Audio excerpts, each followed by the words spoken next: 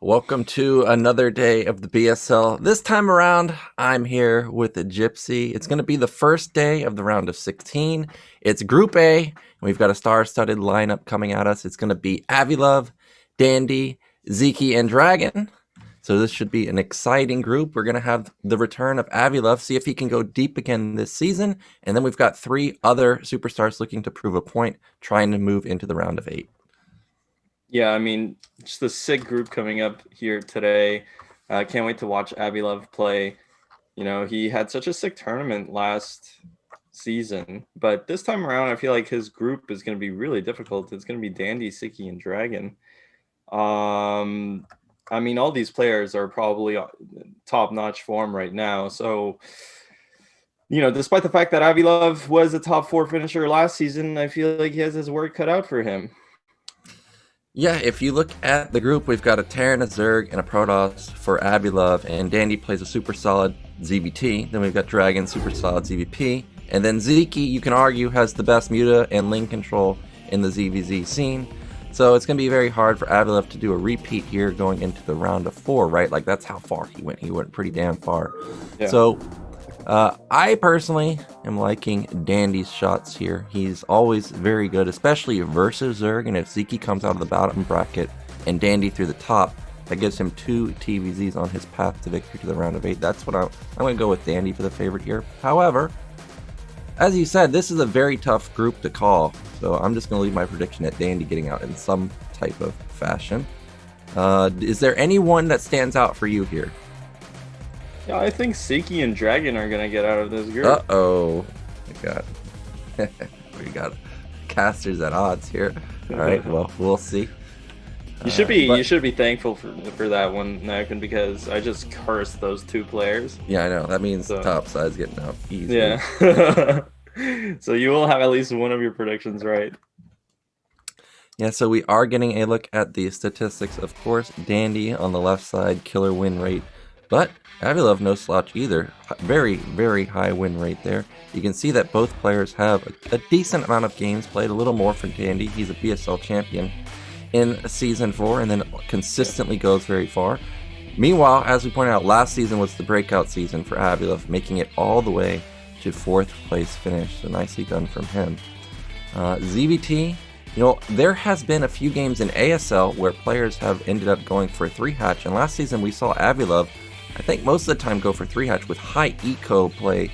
Do you think he'll have as much success this time around with his Hydra Lurker style? I mean, we'll have to see exactly what he whips out. You know, I know we've seen a lot of Hydra Lurk from him. Whip it out. The thing is, he also plays like that Guardian Rush style in ZVT that I remember, and he even like uses Queen sometimes. So I'm not too sure what to expect from him, to be completely honest with you, because it could be anything. Yeah, it could be the Hydra Guardian that you mentioned. Actually, there's 3 super hard builds for me to deal with. First off, it's 2-hatch muta when you have killer micro. Then there's the Guardian Hydra style, and then actually I really hate facing the 2-hatch Defiler Lurker Rush. Those are the 3 main builds that I hate playing as a Terran player.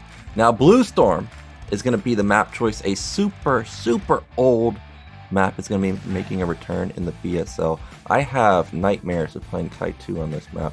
So this will be interesting. Remember that. Well, yeah, I won't go into much detail other than it was a bad day for me. But I think our players are ready, correct? So let's get into Game 1 of the Group A of the round of 16 of BSL. It's going to be on Blue Storm between Avi-Love and Dandy.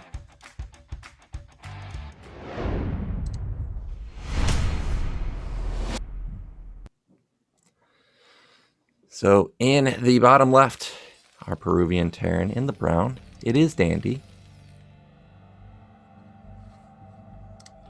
And in the top right, in that magenta, it is Avi-Love. Well, for those that have been watching or not watching, Jip stream has been playing Blue Storm quite a bit. I'm sure you have certain opinions on this map for TVZ at this point. So what do you think we should be looking here for Terran and also from Zerg's perspective? I mean, I don't really know honestly, and I haven't played too many TVZs on here, but definitely this is you know what they used to call this map? What do they call it? Zerg Storm. And like Zerg Breakers? Is that what they call it? Dude, I remember it used to be a meme. I think this was before. Well, you know there was 2 versions to this map. The first version, well, there are probably more than that, but 2 main versions played. The first version had like the mineral lines at the natural, way closer to the cliff, and Mutalisks would just completely destroy the nat. But you know, after that version was fixed, I actually think this map, probably statistically, is much closer than you would think. But then again, TVZ generally is in Terran's favor if you look at pro games. But you know, that aside, like this map, I mean, Terran has one thing going for it on this map, and that there's not many bases. So if ever Terran gets the initiative in the mid game, maybe in the late game, yeah, this is a hard Zerg map. But Mutalisks are just so incredibly strong that early mid game is so incredibly strong from Zerg on this map that, you know, they should be able to ride that out to a victory. And I feel like if there's a map that suits that Guardian Rush style, it's definitely this one. Yeah, we may see that Guardian Hydra style, because if they get to the natural, well, you just flat out can't engage it. There's that small choke that you kind of just funnel through. You're simply not going to be able to fight it.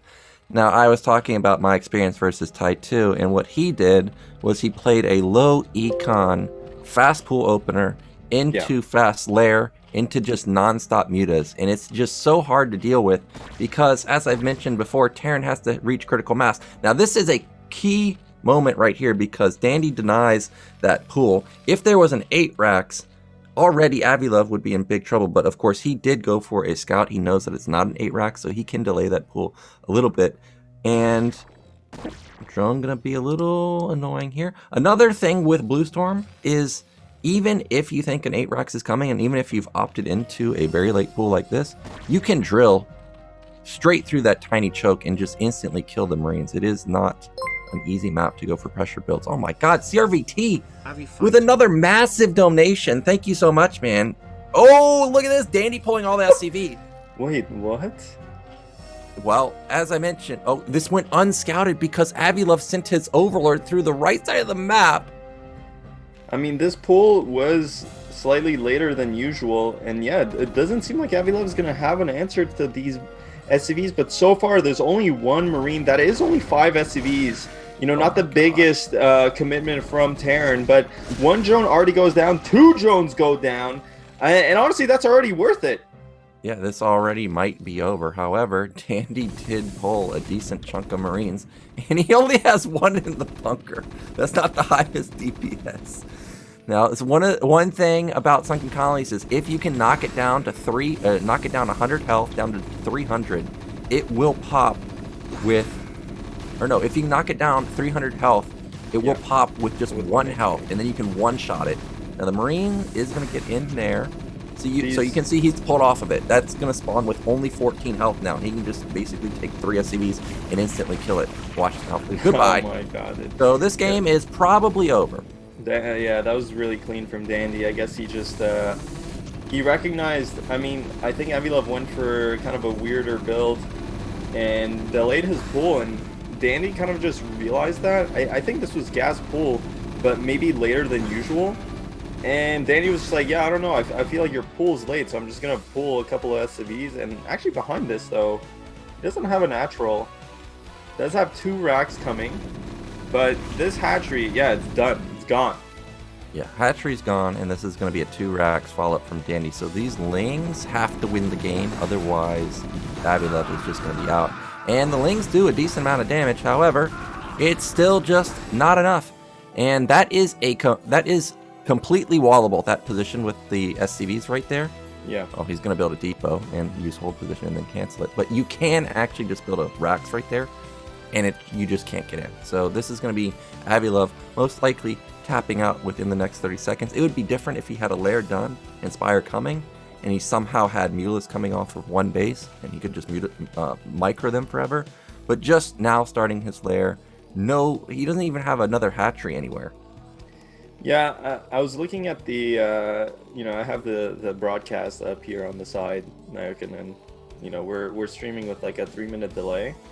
So I got to see Avi-Love's build, and it was a 13 gas into like a 12 or 13 pool or something. So the pool was ridiculously delayed, and this is exactly why Dandy was able to just straight up pull 5 SCVs and kill the Nat with 2 Marines or something ridiculous like that.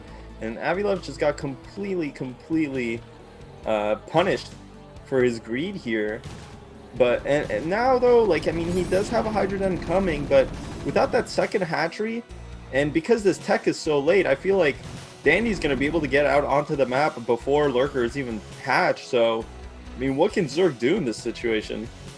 Yeah, there's really nothing that Zerg can do other than just bite the bullet, and he's going to go down 0-1. I guess you could pray that this Lynx around is amazing, or if there's like some type of burrow play where it just catches the Marine ball completely off guard. I've had that happen sometimes. They have just a whole block of Lynx burrowed somewhere.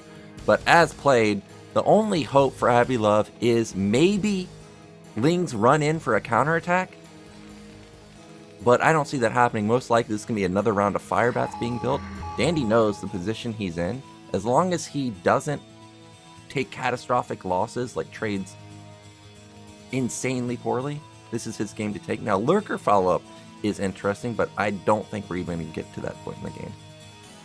Yeah, it's going to be... That's the thing. This tech is so late.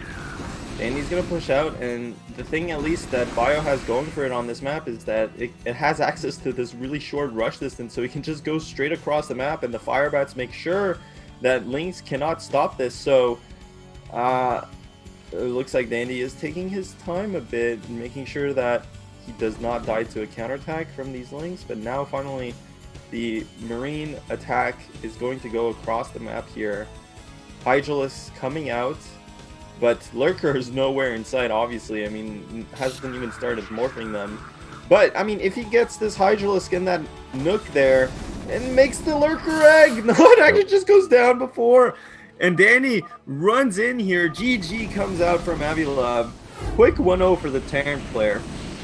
Yeah, Terran ends up winning a very easy game. Simply rallied one Rax Marine with the SCV pull, dealt catastrophic damage. Pool was too late. I think he ended up building an extra 2 drones, and Blue Storm, even though it's diagonal spawns, it's a very close map. You can get to each other's faces like that. Yeah. And Dandy recognized that, hey, you're a little bit too greedy for my liking. You deserve to get punished, and that's exactly what he did. So now we're going to be going into game 2. I wonder what map is going to be picked for... Are we in loser's pick now? I think we are, right? Yes. So Dandy bans a map, then Avi-Love chooses the next one. There's a lot of interesting map picks here. Like how Cross is making a return. Yeah. That's almost, well, it's not exactly the same as Blue Storm. However, it's got a wide open main like Blue Storm where stuff like Lurker Drop is very, very possible. It's got an open main. Muta Harassment is great too. These old maps, they're pretty fun. I mean, even Blue Storm's a pretty fun map. The only yeah. No, I mean it is. It's an interesting map. I mean, I really like Ascension. The new map there, the ASL map, which is basically a 3-player version of Blue Storm. It uses the same principle with like shorter rush distance through the nook with like a big high ground after that overlooks a couple of bases. It's actually such a sick map, Ascension is, that this guy just looked at Blue Storm and was like, yeah, I'm gonna just make this into a 3-player map. And he really did, like, it was really faithful to the map. But anyway, the point is, the only problem a lot of these old maps have is that the mining is kind of weird. Like the mining is very inefficient. Like the mineral patches are actually set up pretty weirdly. So if you go and play these old maps with newer builds, it just feels kind of weird. You know what I mean? So maybe that was also something that played here, because Avi-Love delaying that 13 that pool, it's gonna be power bond. Avi-Love delaying that pool, maybe he actually thought he could have gotten it, like, you get it later because of the mining. So anyway, power bond is going to be the map though. Yeah, map choice is Power Bond. So let's get into game 2 of our series. Is Dandy going to close it out? Or are we going to see Avi-Love tie up the score at 1-1?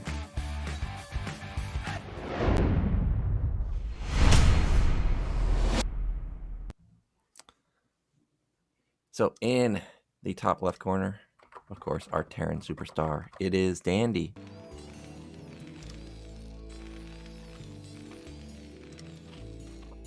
And in the top right here, in the Zerg, it is Avi-Love. And I'm not surprised that he actually went for a map like this, Nyokin, because thinking back to it, you know, if you're Avi-Love versus Dandy, probably he's thinking, I just want to play one of these weird maps that probably Dandy has not been playing as much, because it's not on the ladder and it's not really in any other tournament. I'm surprised he went for Power Bond when a map like Blindside is up, or even Tau Cross, like you said. Power Bond is like pretty good for Zerg though, even though when we looked at the statistics at the map preview screen, it looked very favorable for Terran. But I don't really know why that is. I mean, Mech can be really good on this map though. Yeah, I'm kind of on the fence with this pick for Avi-Love because Power Bond is one of the few maps that has 10 patches. It's definitely the type of map that Avi-Love likes because he's heavy econ, right? You could even see it on Bluestorm because he built an additional 2 drones. Like, this guy wants to get his econ up and running. But at the same time, if you guys watched RCG last year, almost none of the Zergs had the answer to mech play. None of them. Like, they just got crushed over and over and over to mech. And I think with a map like Power Bond, where you can just mech and have, I mean, look at the map. Look at the left side for Dandy. He can get 5 bases, literally just sitting near that mineral and gas base at the top middle kind of. Well, here's the thing though, Dandy, he didn't go for that wall. Yeah, no wall, baby. He's just... It's just such a huge... I can't believe this is 2021 Nyokin, where finally the big I converted him. Is like, I can't believe this guy's not walling. It's like, I can't believe those words are coming out of my mouth. Dude. I know, because for a long time you're telling me like, no, wall's not any good, blah, blah, blah. I'm like, yeah, but I am an idiot. The opponent's going to pay for it. Like, you're not paying for it, right? Like, that's what Trump told me. No, like, and especially on this position, you can get such a clean wall as Terran. There's absolutely no reason not to wall. Guys, if you ever play it on a map and you can wall it with a clean wall, just do it. Yeah, like, look, these lings are coming out. You have a wall. You're just like, haha, well, how are you getting in now? Yeah. Now Dandy has to pull SCVs for literally no reason. He has to make extra Marines. He has to delay his command center. Whereas if he had the wall, his command center was already going down. He only would need 1 Marine. Yeah, you pull a couple SCVs to repair the depot. But the thing is, your command center is not delayed. And look at the minerals. You know, it's already going up. Anyway, I mean, on most maps, this is standard right here. So there's no big deal. You know, I mean, Zerg's not ahead. This is normal. But if you just wall in this situation, you get a sick advantage. Gray Shades with the $55 tip, though.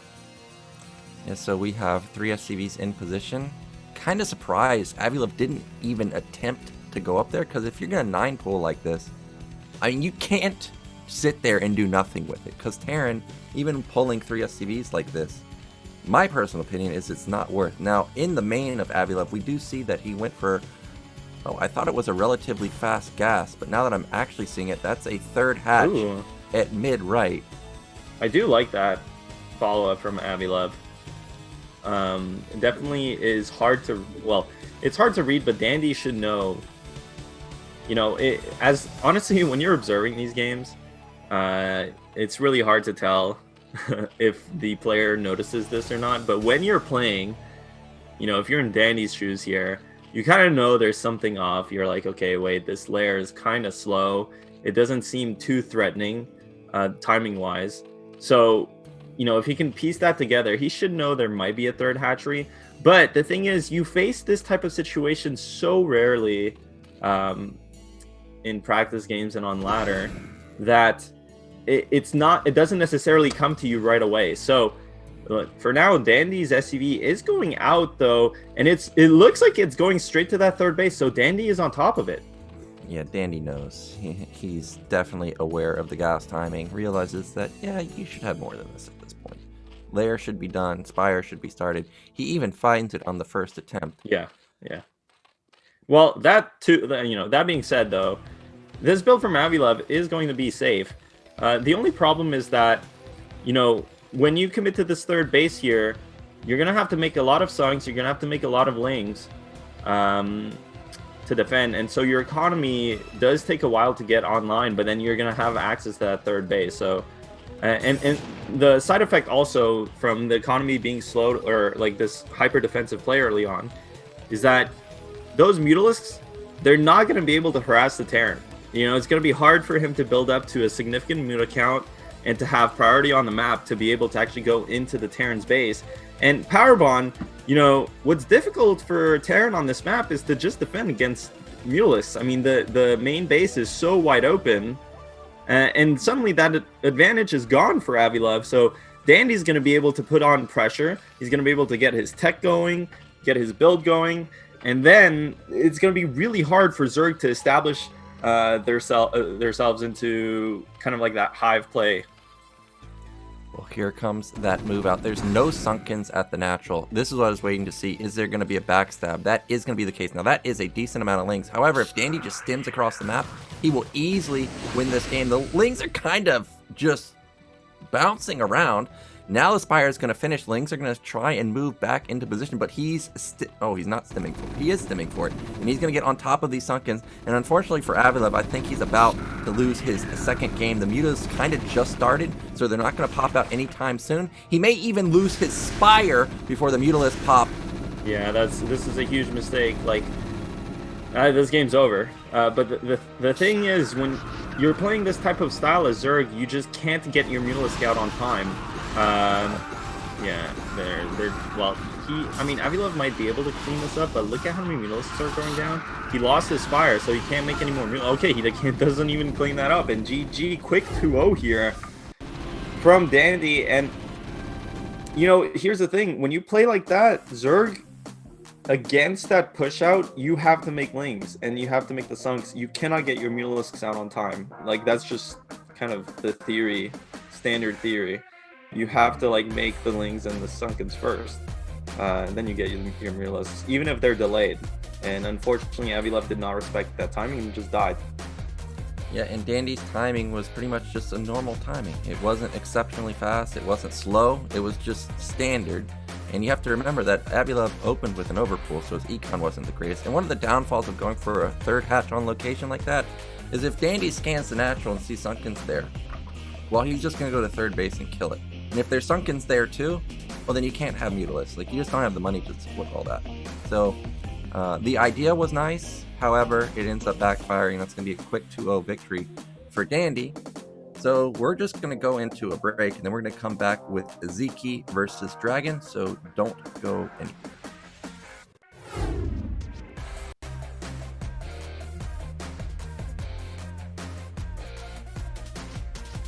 Being built, Hogan has like 10 rates, so he's going to be decimating this immutable when it comes in. Oh, wow, these mutas are so far forward with no vision at all. Meanwhile, it does deny the turret. Overlord does now come in, and this is going to give October Zerg the vision he needs. That's great muta control, but it's also great wraith control. Now Marines are still not in the bunker, but look at how fast those Mutalisks end up dying. Goodbye. And that's going to be a GG any moment now. Yeah, that's it. Here. I mean, Terran is just so far ahead. But this is about the best trade that Mutas are going to get. He catches the Wraiths, but look at the control from the Wraiths. The Wraiths are firing and the Mutas are not firing. Yeah, well, looks like, I mean, even with that control. Serious? I think he's going to kill all these Mutas. Oh my god. These Mutas are so off. Oh, but he is going to... He's got Evo chambers, got nice saturation everywhere. All of this off of the first. He didn't really overmake Mutalisks, didn't overmake Lurkers, but this Contain wasn't actually in position, and he's gonna lose all the Lurkers. And all of a sudden, oh, I mean, he does trade those Lurkers for the double vessel, so that's worth it in the end. 100% it's worth for Sziky. But Honestly, I feel like this game, it should have just ended with this contain. Yeah, the whole... Looking at the supplies, it's not looking good for him. Well, he's busting out right now. Still 1-1 for the Zerg. Meanwhile, Terran, I think, is at 2-1. +3 carapace is kicked in for the Ultras. Ling and Ultras are clearing up this tiny bio ball. Remember, despite double expanding, you know, you have to... that means that you're lacking units in that critical phase, obviously. Oh, he's going for a drop at bottom middle, but it looks like there's only one Marine left over, so that's not a big threat. Meanwhile, Darkswarm gets on top of the bunkers. Yeah, I mean, that's it. There's the thing is, Terran lost their ball, lost the vessel cloud. These drops aren't really doing anything. Sziky just completely handling Ultra this game, and you know, honestly, I just think it comes down to Ultra's build choice. Powerbomb, just not the best map to go 2 racks on, and GG, Sziky is going to advance in first place.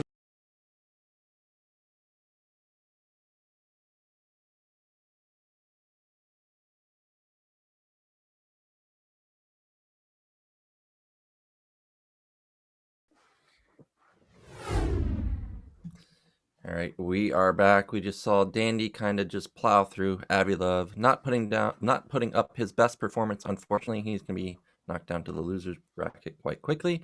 But now we're going to be going into a ZVP between Sziky and Dragon, and as you pointed out, Blue Storm, known as Zerg Storm.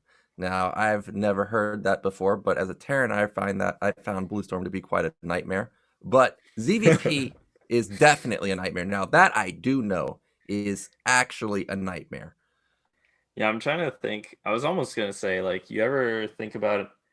All the maps that are really bad for Terran are really good for Zerg. But then I thought of Ringing Bloom, and then I'm like, okay, so that's the kind of map that's good for Protoss. You know, it's like, when's there a good map for Protoss? I guess there's that, but yeah, I'm digressing. Zerg Storm.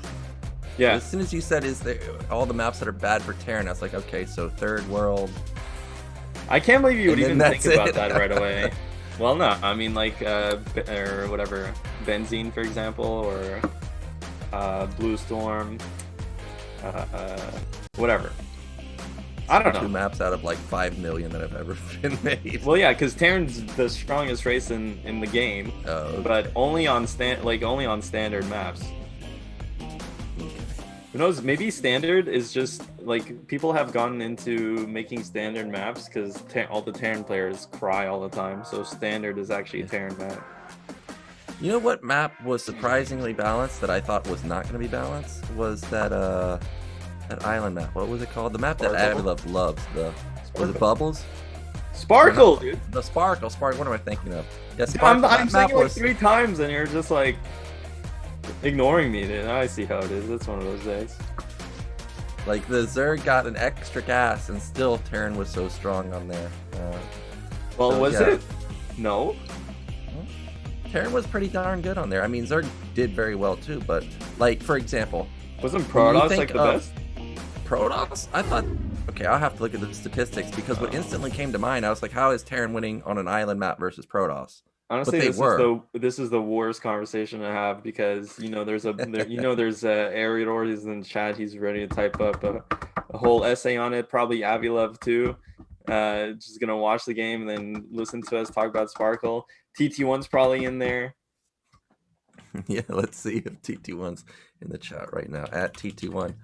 And he's never there. He's never there. The boys are never there. But anyways, as far as this series goes, it's going to be Dragon versus Sziky.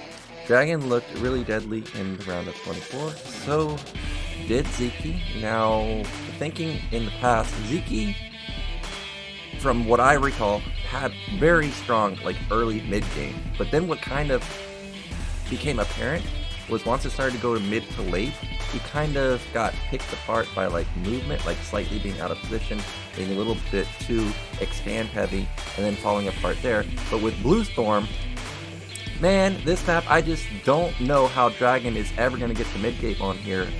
I'm sure he has flashbacks to playing Type 2 on this map. Type 2 would go for Hydra Bust, Did somebody tell me he went for like a Hydra bust on one hatch? I think somebody told me that. Know. Siriossi, I think, told me that last week. Like, yeah. You can do so many things on Blue Storm. That being said, you know, looks like it's 50% across the board almost. Actually, I'm surprised Zerg. I wonder. It says stats powered by Wikipedia, but this has to be Korean statistics as well, right? I'm surprised. The fact that Zerg has a winning win rate against Terran on any map is insane. But like the last time, you know, I was watching some VODs myself on this map in preparation, and the last time this map was really seriously played was like 2008. I don't even know if there's 2009 games there. There might be like a couple, but it's a long time ago now. And so, you know, we have to take these statistics with a big pinch, not even a grain, a big pinch of salt, maybe even a whole container of salt. Whole container of salt. Probably mine from Artosis' stream. Yeah, you know, I got a lot of salt from Artosis. I've been running up. Dude, I've been churning out salt on my stream, man. My last couple streams have just been a complete disaster, and salt is pouring out of my pores. I'm just oozing salt out of my body, so. All right, well, let's get into our second series of the day. It's going to be a Sziky versus Dragon. Of course, map is going to be Blue Storm. This should be a very interesting match.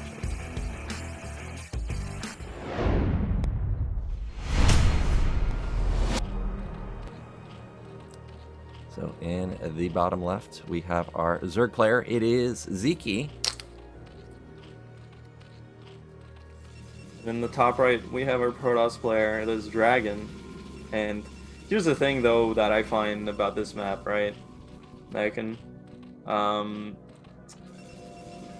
as I blank. No, I'm just kidding. This is a terrible map for Protoss early game. The early game's absolutely a nightmare on this map for Protoss, because the natural is just so hard to hold. And if Zerg plays aggressively, you know, 9 pool speed, for example, was the go-to build on this map. Remember when Mondragon used to just run by naturals? Like, he did some overpool speed build, just ran past every cannon ever made. And here's it, like, Protoss has to be so careful in taking their natural, and at the same time, it's easy for Zerg to deny scouting if they go with an aggressive build. Now, Sziky doesn't look like he's going to do that. He's just going to go for a gasless build here. But what I'm trying to get at is, if Protoss gets into the mid game, if Protoss ever gets into like that 3-base situation, has a big ball in the middle of the map, then I think this map turns heavily into Protoss favor, because you know, Protoss can just so easily split the map, and Zerg doesn't have that many bases to take. Yeah, unless you're somebody like Larva, who's just the king of split map scenarios, it's going to be very hard for Zerg. Now, what we haven't even talked about at all is we've been talking about how Zerg is a nightmare on here, but you know, Protoss does have options to go for like proxy 2 gates. Like, Zerg also has to put up with a bunch of shenanigans here. We see that's not the case this time, because Dragon's just going for a Forge expand. And as you mentioned, the natural is so wide open, it is crazy. We'll see how Sziky wants to abuse this map, if he even is going to try and abuse this map. As you pointed out, the statistics, I think, are a bit of a farce. I would really like to see 973 on this map to see just how insanely strong it is, how many cannons Protoss has to actually build, and if even being able to build all those cannons even makes a difference. Also, you have to remember that if you go for 973, you can just sit on the high ground, and then you have to just funnel through that small choke. Like, this map is crazy. We can see that 2 cannons are being built, and Lings are already here. Pro buying time at the front are going to allow that cannon to get up. Yeah, that was, you can see Dragon's prepared on this map, where he delays the Lings just enough. But again, like, as opposed to most maps, on most maps, I feel like Dragon in this situation, he can actually get 1 cannon up and then the gate. Because it's Blue Storm, because the natural is so wide open, you actually need 2 cannons to kind of stop any kind of run by. Because if he only had that 1 cannon plus the gate, yeah, maybe the Lings can't go on the right side, but they can kind of go on this left side where Sziky is, and he might have been able to get into the base. So It's just so tricky on this map to open, but it looks like the cybernetics core is actually going to be, I mean, it's going to be on time. You know, can't really say this is a fast core because that is 2 cannons. This is what I was waiting to see, is if the cannon even ranges the mineral line, and it doesn't. Dragon has to be so careful. Like, I don't think the cannon ranges the bottom side either. Yeah, and are you now? Okay. I mean, he has to wait for the zealot to mine almost. This is such a disaster. Are you waiting for real? A Ling is just sitting there at the top side, like, yeah, I can just deny half of this mining. This is why people veto Blue Storm. Oh, look at that. Pops out that Ling. Well, it could have been worse. I mean, it looks like Dragon only lost 1 probe, but the damage was done from just preventing actual saturation to get going. Like, you know, Dragon probably didn't transfer as many probes as he wanted to. And obviously he was just mining with a couple, and then losing the probe was huge there. So definitely Sziky. I mean, look, he's already even in supply. This early into the build, you kind of don't expect that. And Sziky just mining, you know, he has so many drones already. This third base from him is interesting, but I don't think it's going to be too abusable. At the same time, Dragon is going for a Corsair build, so if he goes into Sarah Zealot with a strong mid-game timing here, he might be able to pressure that base. Well, as we stated before, this map is extremely small. You can get across the map quite quickly with a Zealot, so it's not like Zerg can just power to infinity like on a map like Polypoid. You can see the Zealot's already at the natural, and Sziky was not expecting that. Goodbye, drone. That's probably going to be 2 drones. Well, you got to attack, man. Why is the Zealot just running around? He gets a 2nd drone. The drill is nice, but he's losing a drone every single time. He may even get a 3rd drone here. Gets 3 drones, and I think that the Zealot at the top left ended up getting cleaned up, but it also traded quite well versus the Lings, most likely. Yeah. And another one snuck out. Dragon did some decent damage here, so, but still, you can see Protoss is having a hard time just pulling away in supply. And again, at this stage of the game, that's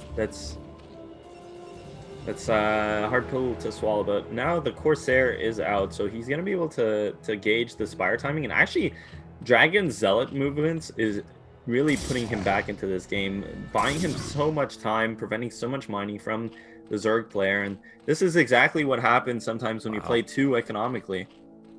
Oh my gosh, Zealot's gonna get into the natural, and this isn't something I considered. You know, all of the Protoss players have that slick Zealot movement to behind the mineral line, and it buys so much time, and it's so impactful on the econ of Zerg that this map, you're seeing it unfold here. Just simple Zealot move outs are really disrupting the mining time from the Zerg, whether they get drone kills or not. This is a lot of damage done by Dragon. I mean, he's gotten 5 drone kills now. This is crazy. Yeah, these Zealots are doing a massive amount of work to just bring back Dragon into 6. Wow, he's gonna kill another Zealot. I mean, another drone. Look at this mineral line at the natural. There's literally 6 drones mining there, so... yeah, so... definitely not the best situation. At the same time, behind this, Protoss is getting their infrastructure up and running, but you can see, I mean, Dragon, his build, it's not that far along. You know, the one thing I'm kind of noticing here is that his 2nd gate, like, he never had a 2nd gate, so his Zealot count is going to be quite low, and that means that when speed finishes, he's not going to have that big of a pressure. So despite the fact that these Zealots have done a good job at kind of stagnating the Zerg's economy, I don't think Dragon's follow-up is going to be that strong. And I wonder if that's just him kind of with the build order not being as precise as he could be, or if it's still kind of a side effect from that early harassment that Sziky was able to put onto his natural.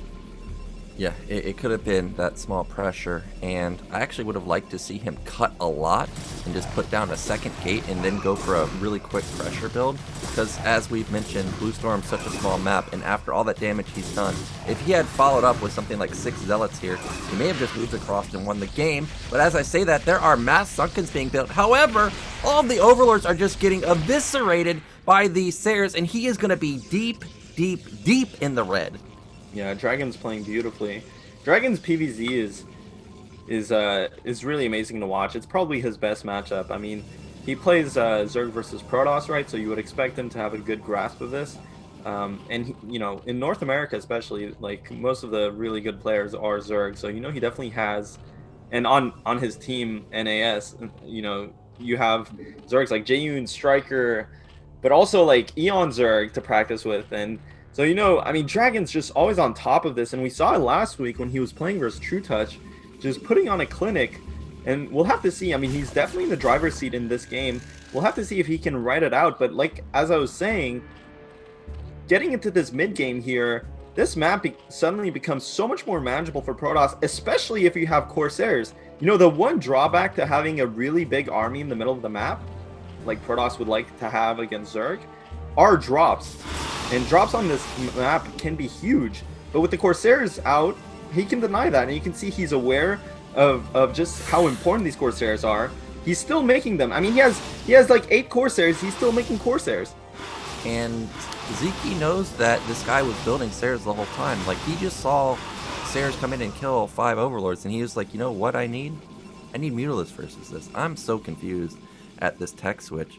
But he's got a lot of Scourge behind it, and he's gonna try and catch all of these Sairs, but this count is crazy. And I don't know if +1 weapon kicked in from the cybernetics, but you know, he does have +1, so it's just going to balance out the armor upgrade.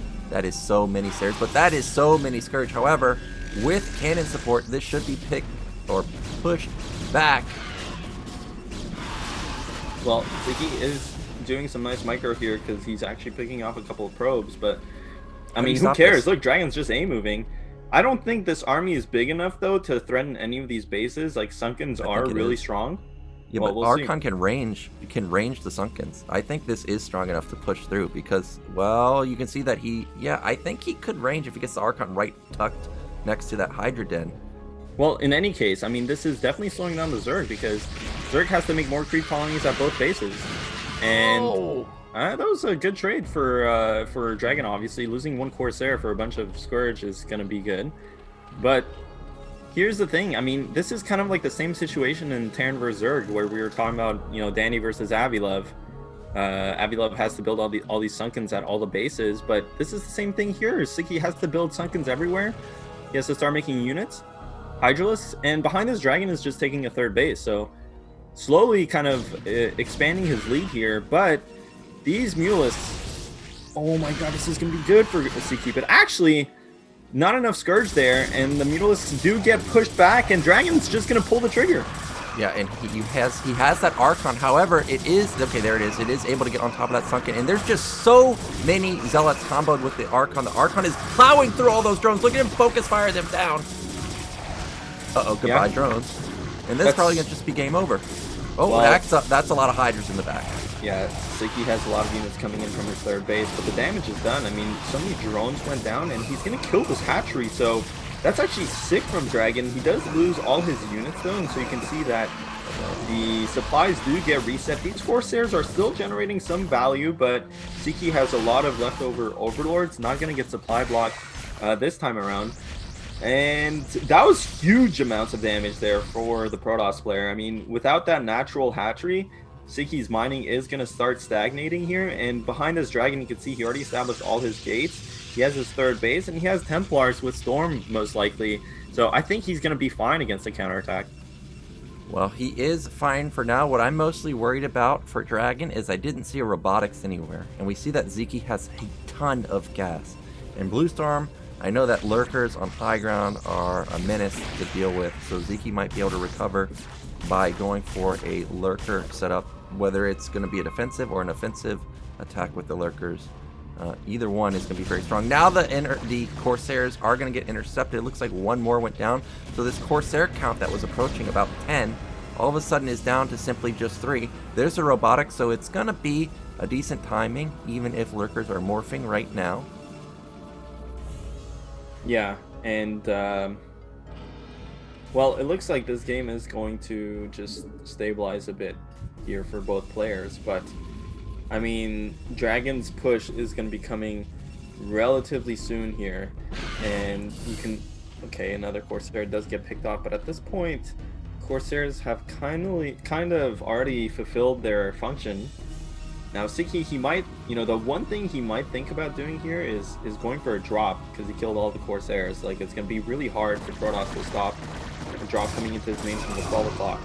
But besides that, I don't think Sziky's even going to do that. He's just going to try and get into a macro game. You can see, actually, that Zerg has kind of evened out the supply, despite losing the natural there. And Sziky does have a 4th base coming up as well. He has 7 hatcheries up and running. So definitely macroing really well, but look, there's nothing that's going to be stopping Dragon from getting on top of the Zerg's high ground. He didn't cancel it. That was a full kill under that Nexus. And I did notice a lot of gas being used from Sziky, and we can see where it has gone. It's gone into the Mutalisk. They have not shown themselves just yet, and the Sair count, as you mentioned, has dwindled down. So this natural might be on the brink of getting breached. As I say that, there goes that cannon. Now the Mutalisk just sit over the ledge, and he's getting so many probe kills. However, Protoss is already out in the map. There's the first observer. He needs to send it with his army, though. Mutas are going to engage on top of these goons also, but not going to be able to kill anything. Meanwhile, all the Hydras did get knocked down at bottom right.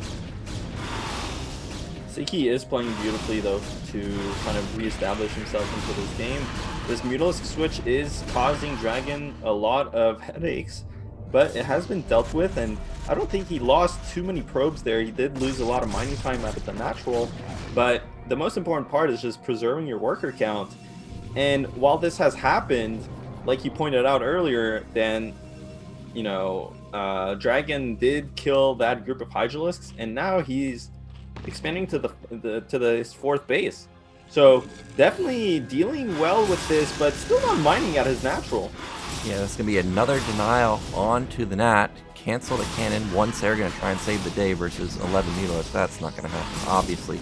Meanwhile, Dragon hasn't really made a move with his army just yet. Now both of the Sairs are going to get picked off.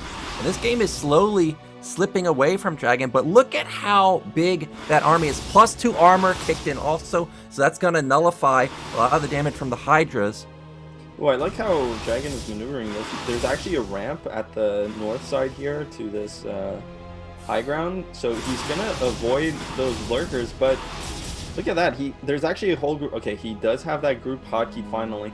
I wonder if he's gonna go straight to this 12 o'clock or to this top left base. I feel like it's better for Protoss to just take the high ground first. Yeah, okay, exactly what he's gonna do. And Sziky realizes he's out of position, so he's just gonna go for a counter. Yeah, this game's about to get messy. Dragon really doesn't have that much stuff to defend, but he has a huge attack coming in to the 3rd base and the natural. You can see that all the Zealots ended up getting wiped out at the 3rd base. Templars, they need to storm, but they don't have any energy just yet. Those Templars getting picked off is huge there for Sziky, so his counterattack is actually going to be very threatening, but there's still cannons here for Protoss, and that's not too many Zerg units. I think like Dragon will be able to deal with that with the gateway reinforcements, but this massive army of Protoss at the front of Zerg's main, the problem is all the Zealots just went down, traded absolutely poorly against the Zerg units. There's still a massive amount of Dragoon Templar, and that's actually not too much defense at Zerg's natural. Oh my gosh, Dragon is getting picked apart, so he's kind of all in with just this standing army, but I don't see how Zerg stops it. It's 2 Sunkens in a dream, a bunch of lurkers potentially in the back, but look how many goons there are, and I only saw a single storm, so he's going to have millions of storm left over, but with Muta support, maybe he will be able to close this game out. Supplies are now in favor of Sziky. Oh, there's so much storm in the back, but does Dragon notice that there are Templar up there? These lurkers are getting spread out as well. Sziky's playing beautifully here. Storms are not effective at all, and it looks like Zerg's going to have enough to, with the reinforcements coming back from the attack, he's going to have enough to just destroy the Protoss army, but more Zealots coming in as well. The storms are on point. Dragon completely decimating the Zerg forces, and suddenly the supply did drop for Zerg, and this is a lot of leftover Protoss units, and the main base is going to be jeopardized.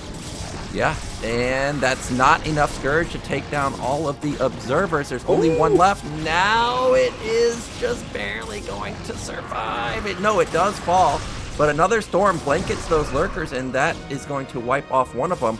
More Zealots coming through the middle of the map, but you can see no third base anymore for Dragon, no fourth base even. So he's really committed on this, but he may have just barely snowballed it enough. Another storm hits both of the lurkers. Oh my god, that storm was the money storm. That storm probably won Dragon the game right there because, I mean, Sziky just doesn't have any more units. With those lurkers, he might have been able to hold because there are no observers from the Protoss side. Dragon, of course, he's only on one base. Mined out his main base. His natural still has a couple of minerals, but I think he's investing all his minerals into just rallying zealots into this attack rather than picking a base, and so he has to kill Zerg here. Yeah, here comes another squad of Hydras. They pick off a Templar for free, but look at the supply. It's 95 to 45. I think Dragon has done it. Sunkens are scrambling to get up at the main. Meanwhile, Dragon's main is mined out. Sure, his natural should have a lot of resources simply because the Mutalisk dealt so much damage. That's a great storm at the bottleneck right there. Oh, Dragon, he's pushing through, but that leaves these goons kind of isolated versus these Hydras. The drone drill is fantastic, manages to save that sunken colony, but now the main has been breached. Everything's falling left and right. Yeah, bro, I mean, Dragon has done it. Oh, that's a lot of lurkers that just spawned, though. But the thing is that Sziky lost all the drones there, and now Sziky only has top left mining, whereas Dragon has a bunch of probes at his natural, and he's taking his third behind this finally. So when all is said and done, Protoss definitely has done the damage that they needed to do. You can see in the supply here, almost, you know, over doubling the Zerg supply. So definitely Dragon, I can't see a way that Protoss loses this game. There's just too much mining on the Protoss side. Yeah, there's just too much, and the goon finishes off that lurker. More lings are coming through the back, but it's just not enough. The storm goes down, doesn't get much damage done, but once Sziky sees that this third base is up, he's going to tap out. He may think that it's closer than it actually is, but we see that it is tripling the supply. The lair falls, pool falls, spire falls. This was such a crazy game. Sziky does get a lurker in here. Oh, he's gonna kill all the probes! Holy moly, too bad it doesn't matter. Oh my god, even Zero's losing it, guys, but yeah.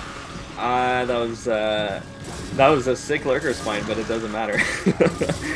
GG comes out from Sziky, and what a sick game one, man. Well, that game definitely delivered. I was expecting to just see some type of like Hydra bust and the game ends, or like 4-gate instant speed zealot attack and the game ends. But that was a really close game. That was very back and forth, really nicely done. So Blue Storm, which we were kind of like, oh, this is kind of not the greatest map, already in our second game, really in all of BSL, it has already delivered. So I'm kind of excited for Blue Storm now because it is going to be an exciting matchup, especially in PvZ. I mean, Blue Storm, honestly, man, it's an old map. It's not necessarily fun for the players, but it's a like, you know, in terms of like if you want to play a nice standard game, blah blah blah. But it's actually a fun map. Like, it's a sick map. It's got a sick design. So it does lead to games like that. But you know, us players sometimes we like to call those games the circus games, the clown games. Yeah. It was definitely a crazy game.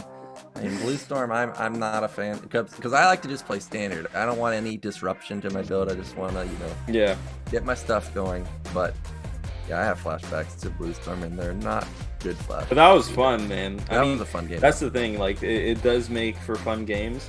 The thing with Blue Storm though is, well, a lot of things happened in that game, but I feel like Sziky's style just doesn't suit that map. The thing with Blue Storm is you have to be very aggressive on that map. It really, really rewards aggressive play just from how the layout is. You can easily kind of proxy buildings, small units get through the nook. Like, the rush distances are really, really tiny, but then generally people that play defensively, they don't want to use that nook to like counterattack that small choke. So they have to go all the way around to punish kind of aggressive play, so that gives the aggressive player more time to build up defenses. Anyway, the point is, I feel like that opener from Sziky wasn't really ideal. I mean, he just played a very standard build and over-droned, and you saw that because of the layout of the map, Zealots had such an easy time getting into the natural, getting into that third base, getting even into the main, that it completely punished him. Of course, he brought it back after that, but I feel like the opening just wasn't quite there for him.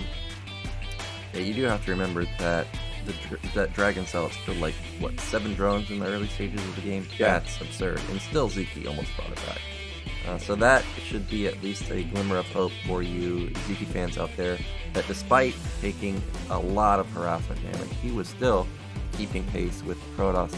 I did like his usage of the Mutalisk at the natural. That was very nice. He did a lot of damage with them. Now we're going to get into our second map. It is going to be Shakura's Temple. So let's find out if Dragon just moves straight away into the winner's bracket, into the winner's match.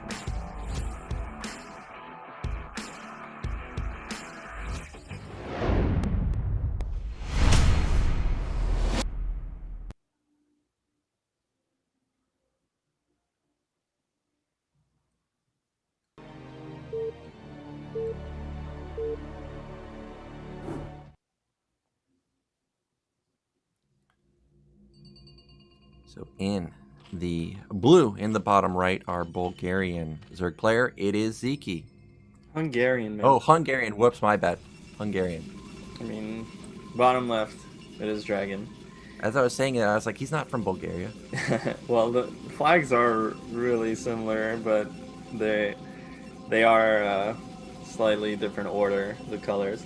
But then again, like, if you really think about it, how many countries have red, white, and blue as their colors? If you think about it. Oh, I don't know. A lot. A lot, yeah, a ton.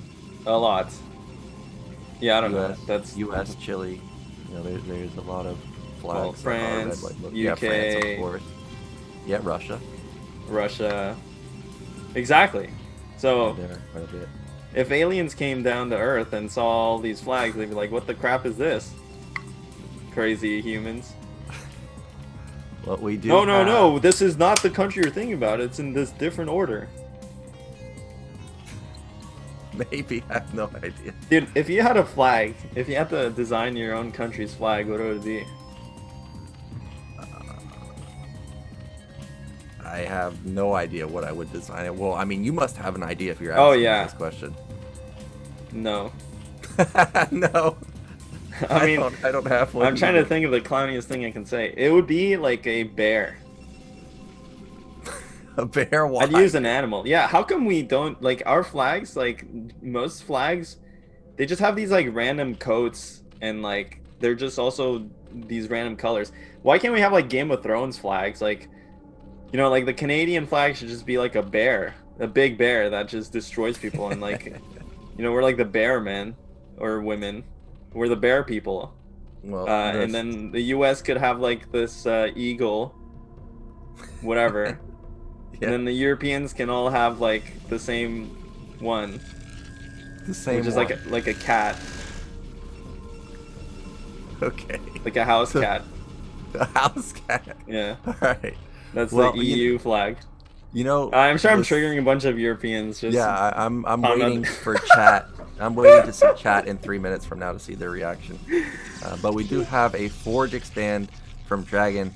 And, you know, we've seen this in ASL a couple times, and I was wondering if any of the foreigners were going to start copying this this Forge opener instead of going for the Gateway opener that we see so often these days.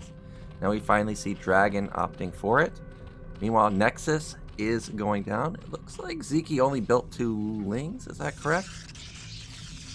I don't know, I'm thinking about flags. Yeah, you're thinking about the flag. You know, the states of the U.S. have their own flags, and actually the state of California, I'm pretty sure, has a bear on it. So maybe that's your flag right there. Ew.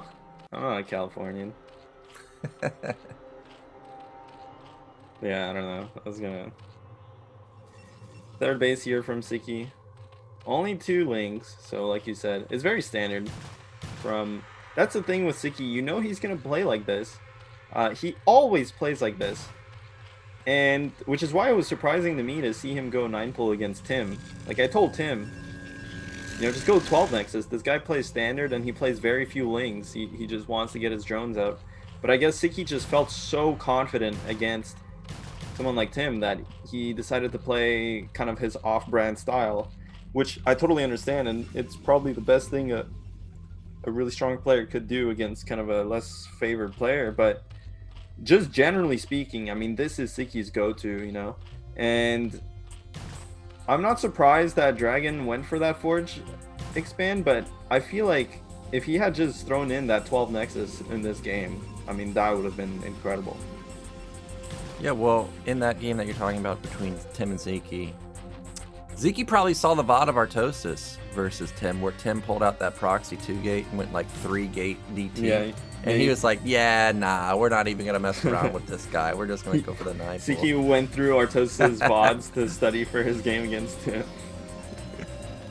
Well, we have a fast Citadel from Dragon. This might be as fast as you can possibly get it because it's already halfway done. And it's only the 430 mark. And this is going to be, well, what's the usage for this? Because it's still 1 gate and he still only has 1 zealot. So we just have speed zealots we just have speed on 3 zealots and go for it? Well, we saw... And he's mining gas at his natural. What is this build, man? I mean, we saw Jayun do this.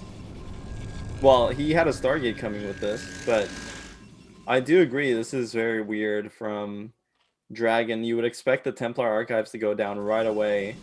There we go. It's a bit delayed. I think he just forgot. Honestly, I feel like he just forgot to put down the Templar Archive, so that's kind of unfortunate there because the strength behind a build like this is getting the Templar Archives really fast, and then you can get DTs out on the map before there could ever be any Overlord speed or anything like that. So unfortunately, it does delay it a bit.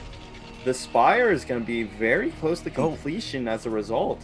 I think I know what this is. Is this going to be the Zealot Archon timing? Because when he gets the 2nd gate up, he'll be able to produce 2 Templars at once, or 4 Templars at once. There it is. There's going to be 4 gates. So this might be the as many Zealots as you can possibly build before the Templar Archon, or before these gates finish, and then double Archon follow-up. However, Mutalisks are already going to be out. Yeah, I mean, that's the thing. These mutas are way too fast, and they're going to have a field day here. I think Dragon... I mean, these mutas are so fast. Generally, the DTs come out at this time, which I think he does have 2 DTs. Cute. Yeah, there you go. We'll have to see if he actually brings them back and morphs them into Dark Archon. You know, Dark Archons... I saw this thread on Reddit or something. I don't even know why I read the Peruvian Reddit, but it was like, does anyone have VODs or streams of Dark Archons?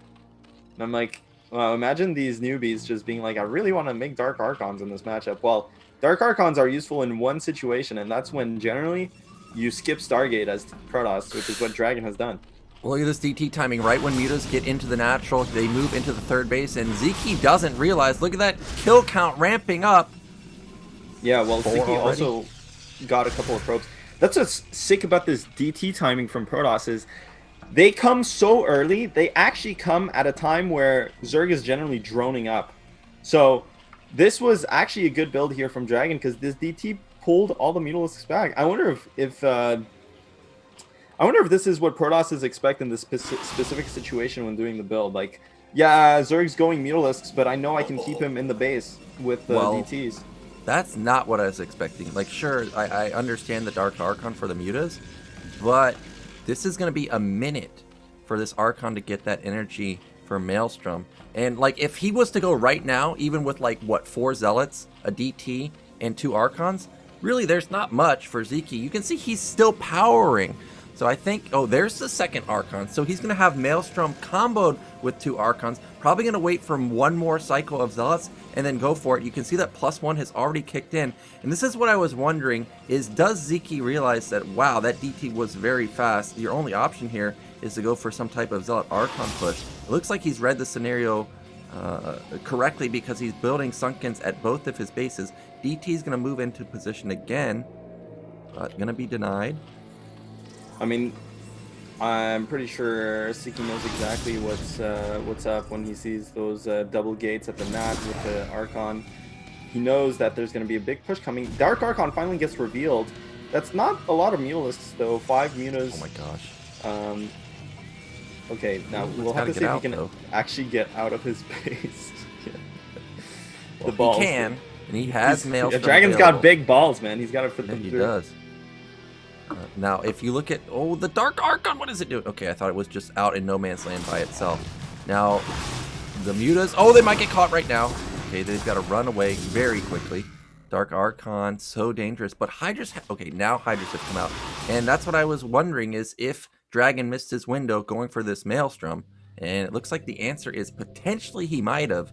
Well, the natural's definitely no-go. This is too good of a SimCity, but the third base could be up for grabs, but it looks like Dragon already, I looked at his, yeah, he's going to take a base here instead, so, you know, not going to do any damage, but is going to try and secure this third base. Sziky knows exactly what's up. I mean, what could Protoss possibly be doing with this map initiative other than expanding behind it?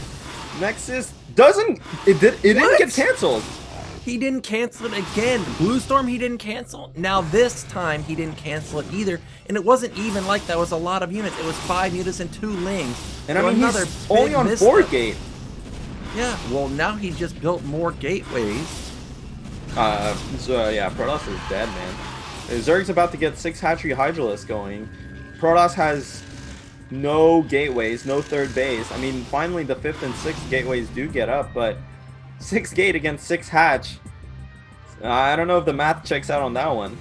Well, I think Protoss is still in an okay position. Remember, he's had a lot of gas this entire time. Oh no, he only has 2 on gas in his main. So he's got Templars out, and it's not like he's gas starved yet either. Look, those are 6 Templars right there. However, he does need to fix the main gas. He does need to get 3 gas running on that. Oh man, it's so painful. The thing is, like, Zerg can just come down attacking from the high ground. It's so hard. Grouped up so easily. Oh, did he use his Maelstrom? He doesn't have the energy now. I mean, did we miss it? I'm guessing. Yeah, I think he. There's no Mutalisks on the map. The Dark Archon. The Storm's gonna be nuts. Like, he has so many Templar. The Storms are blanketing everything, and Sziky is just gonna get completely demolished here. Oh my God, those might have been the best ones I've seen in BSL. Holy guacamole. I was kind of expecting something like that. Not that deadly of a storm, but like in Shakuris, you can really funnel up on those stairs, and he just ate all of the storms. Now, lurkers are already out, and because Protoss heavily invested in this Templar archive, that means his robotics is most likely going to be very late. So when he sees these lurkers, he may have to run quite quickly. Instead, he's going to engage, and he's going to lose an Archon, potentially 2 Archons. Storm not available. Okay, there we go. There's 1. He needs to Maelstrom the lurker. So can he Maelstrom it? He gets all 3 of them, and now they are going to have vision, but he needs to pounce on it instantly. That's so weird. Did he Maelstrom them as they were burrowing or something? Yeah. But you know, Maelstrom does not have a long window, and he's not able to pop the remaining 2. So the 2 lurkers are just going to be annoying sitting there. Oh, they're going to reposition outside of that. Look at the defense. It's 1 cannon. This is really good for... Oh my God. Luckily, the 2nd lurker is not there. Well, yeah, I was going to say, this is really good for Protoss. He actually... Ooh, okay, again. Every time... Got him. Every time I'm about to say it, there's more probes that are potentially going to their death there. But, yeah, look, I mean, Protoss got a 3rd base going and got sick trades onto the Zerg, and now Sziky's making a bunch of drones, so Sziky realizes there's nothing he can do about... You know, I do like this from Sziky, though. He realizes he can't stop this 3rd base from Protoss, so he's just going to make a bunch of drones, get his Queen's Nest and 2nd Evo going, and transition to late game. He doesn't cast the Storm. Luckily, the Hydra or the Observer pops out, but I don't know how he can fight this army. There's 2 lurkers with Hydra support versus pure Zealot almost. He's just going to run into the meat grinder. Now he gets on top of the lurker, but they've already taken so much damage that those Zealots are already down. Oh my God, what, half health now? They took a lot of damage, but the important part is that, well, I mean, that is a lot of damage. Zealots. They are going to regen their shields, though, which is definitely nothing to scoff at. Looking at Sziky's economy, though, did take that 4th base and totally droned it up. So really, Sziky managing his economy really well. He's going to be able to contest this 3rd base income from Protoss, and with the Hive coming soon enough, that's going to be really nice for him. Dragon at this point is going to have to think about taking a 4th base himself. It doesn't look like he's going to be able to get that timing window in before Defilers are out. Yeah, this core isn't spinning either, and we haven't seen a single Dragoon made. Jeez, yeah, like is he for real? He's seen lurkers for like a minute or two now, and he's like, you know what, Zealot. I don't know about this choice. Well, Yeah, that is a lot of. Well, I mean, when you get engages like Yeah. that, it doesn't matter if there's lurkers or not. I mean, they have to be burrowed to deal damage. Now, top right is very exposed, but of course, Zealot, Dragon doesn't know about that. But that is like 7 lurkers being morphed, and I don't know how he's ever going to actually fight Zerg. And Zerg's going to Hive already. Yeah, I think we gotta all settle into our seats or strap ourselves or whatever. I don't know what the. That sounded all terrible, but we're in for a long game here because just from how Dragon is playing, it looks like he just doesn't want to go for a bust. He wants to split this map. He wants to get into late game situation, and that's going to be really hard against someone like Sziky, who's just kind of a macro god. And in general, PvZ is incredibly hard in these late game situations on a map like Shakuros, where Zerg can just continuously expand, and there's so much space to cover. But hey, looks like Dragon is going to try and... Oh, there's no lurkers though at the natural. There. Well, I mean, lurkers coming in through the back is going to deny Dragon from pushing through. Another Templar might fall, and it has double Storm available. That would hurt quite a bit. Luckily, those Hydras don't focus it down. Meanwhile, Dragon has his 4th base going up, so it's going to be 4 base Protoss versus 4 base Zerg. Again, Dragon Rush +2 armor, so it's going to nullify that +2 weapon for the Hydras, well, Yeah. decently. But Hive is already done. And also, I mean, the Carapace upgrade from Sziky is not the fastest ever. So that's definitely good for Dragon as well, because that means he can maintain the weapons advantage, and so even the transition into Cracklings later is not going to be as oppressive because the Zealots will be able to deal with it. But here comes an engagement. The Storms are on top of the Observers, but he actually splits them up. That was pretty sick. One Obs goes down, but look at the Zerg army just get completely evaporated. We were talking about how he's not making any Dragoons, but all of a sudden he has like a whole control group of Dragoons with a bunch of Storm. Kills off so many Zerg units, but somehow the supply is still even, and more Zerg coming in. Sziky's macro is out of control. Dragon is going to lose this army despite the fact that the early engagement looked so good for him. Yeah, he got jebaited there. He thought that that was all that Zerg had left, and instead, Zerg came in with a control group of Hydras from the back, Lings from the top, and he just overwhelmed that army. There's the 1-1 upgrades for the Lings and the Carapace.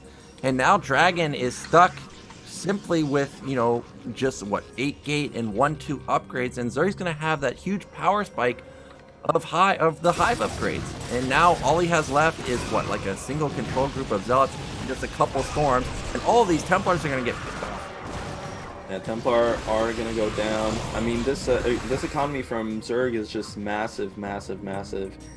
The thing is... I mean, Protoss can definitely play a late game situation against Zerg, but you really have to be like a macro god as Protoss to manage against this kind of economy from Zerg. So, and it looks like Dragon just never had that, you know, with that attack, you want to be almost, in this situation, you would have want to been like maybe 160 supply almost, 170 supply, not like the 130 supply you see in the mid game. I'm going to jump on these cannons. Luckily, there's 7 of them, so that's a lot, but the DPS is just way too high. Lurkers moving into position on the high ground, too. More than likely, this is going to be the killing blow, because the 4th base is going to fall, and that's going to put Dragon down to simply 1 base mining with that 3rd base. Meanwhile, Sziky has the entire right side of the map, and there's no way for Dragon to really get out, and there it is. Yeah. He just taps out. So that's going to be 1-1. Sziky is going to tie the game up with a really sick play on Shakuros. That was actually that was a sick game, dude. These guys play some really awesome games, and yeah, I mean, what happened that game? Well, he had a really nice time with the Zealot Archon, but he missed it. Yeah. I think simply building the Dark Archon delayed it too long. I thought for sure that we were going to see like 6 Zealots and 2 Archons go for it. Not the case, though. The DT with drawing the Mutas back, that was a really slick move. I didn't think about simply 1 DT forcing you to move back, but you think about it right, like Zerg is still powering at that point, so they don't have much defense other than the Mutas, so that was a clever move. But really, I think it came down to the Dark Archon Morph. I think that was a big mistake. Yeah, but at the same time, he did get the third base going. Yeah, he did. And he had that sick early trade, and I feel like Dragon's macro just kind of wasn't up to scratch there. Because if you get that kind of a really fast third Nexus, you should have a sick overwhelming attack. But his attack, he had like the best attack ever, and somehow he still lost the fight. Well, also remember he got his third Nexus killed, Canceled. not canceled. Yeah. So he lost full yeah, there. And then he kind of responded with like, oh, okay, well, I'm going to put down 2 more gates now. And that kind of threw off the mid-game quite a bit. Yeah. But nicely done from Sziky. He takes Shakuras. Now we play the mind games a little bit because Dragon, as you mentioned, has access to a lot of players to practice with. And he will play all the maps. He's not somebody like me where it's like, oh, it's not in the ladder pool. Veto. So we may see something like Blindside. We may see Tau Cross. And we don't know how much experience Sziky's going to have on something like Blindside or Power Bond even, because Sziky didn't even come back playing until Power Bond was already out of BSL's map pool. So if I was Dragon, I would pick one of the... I would not have picked this. It's going to be Eclipse. So we'll see which player is going to make it out into the winner's match. Is it going to be Dragon or is it going to be Sziky facing off versus Dandy in the winner's side of the bracket?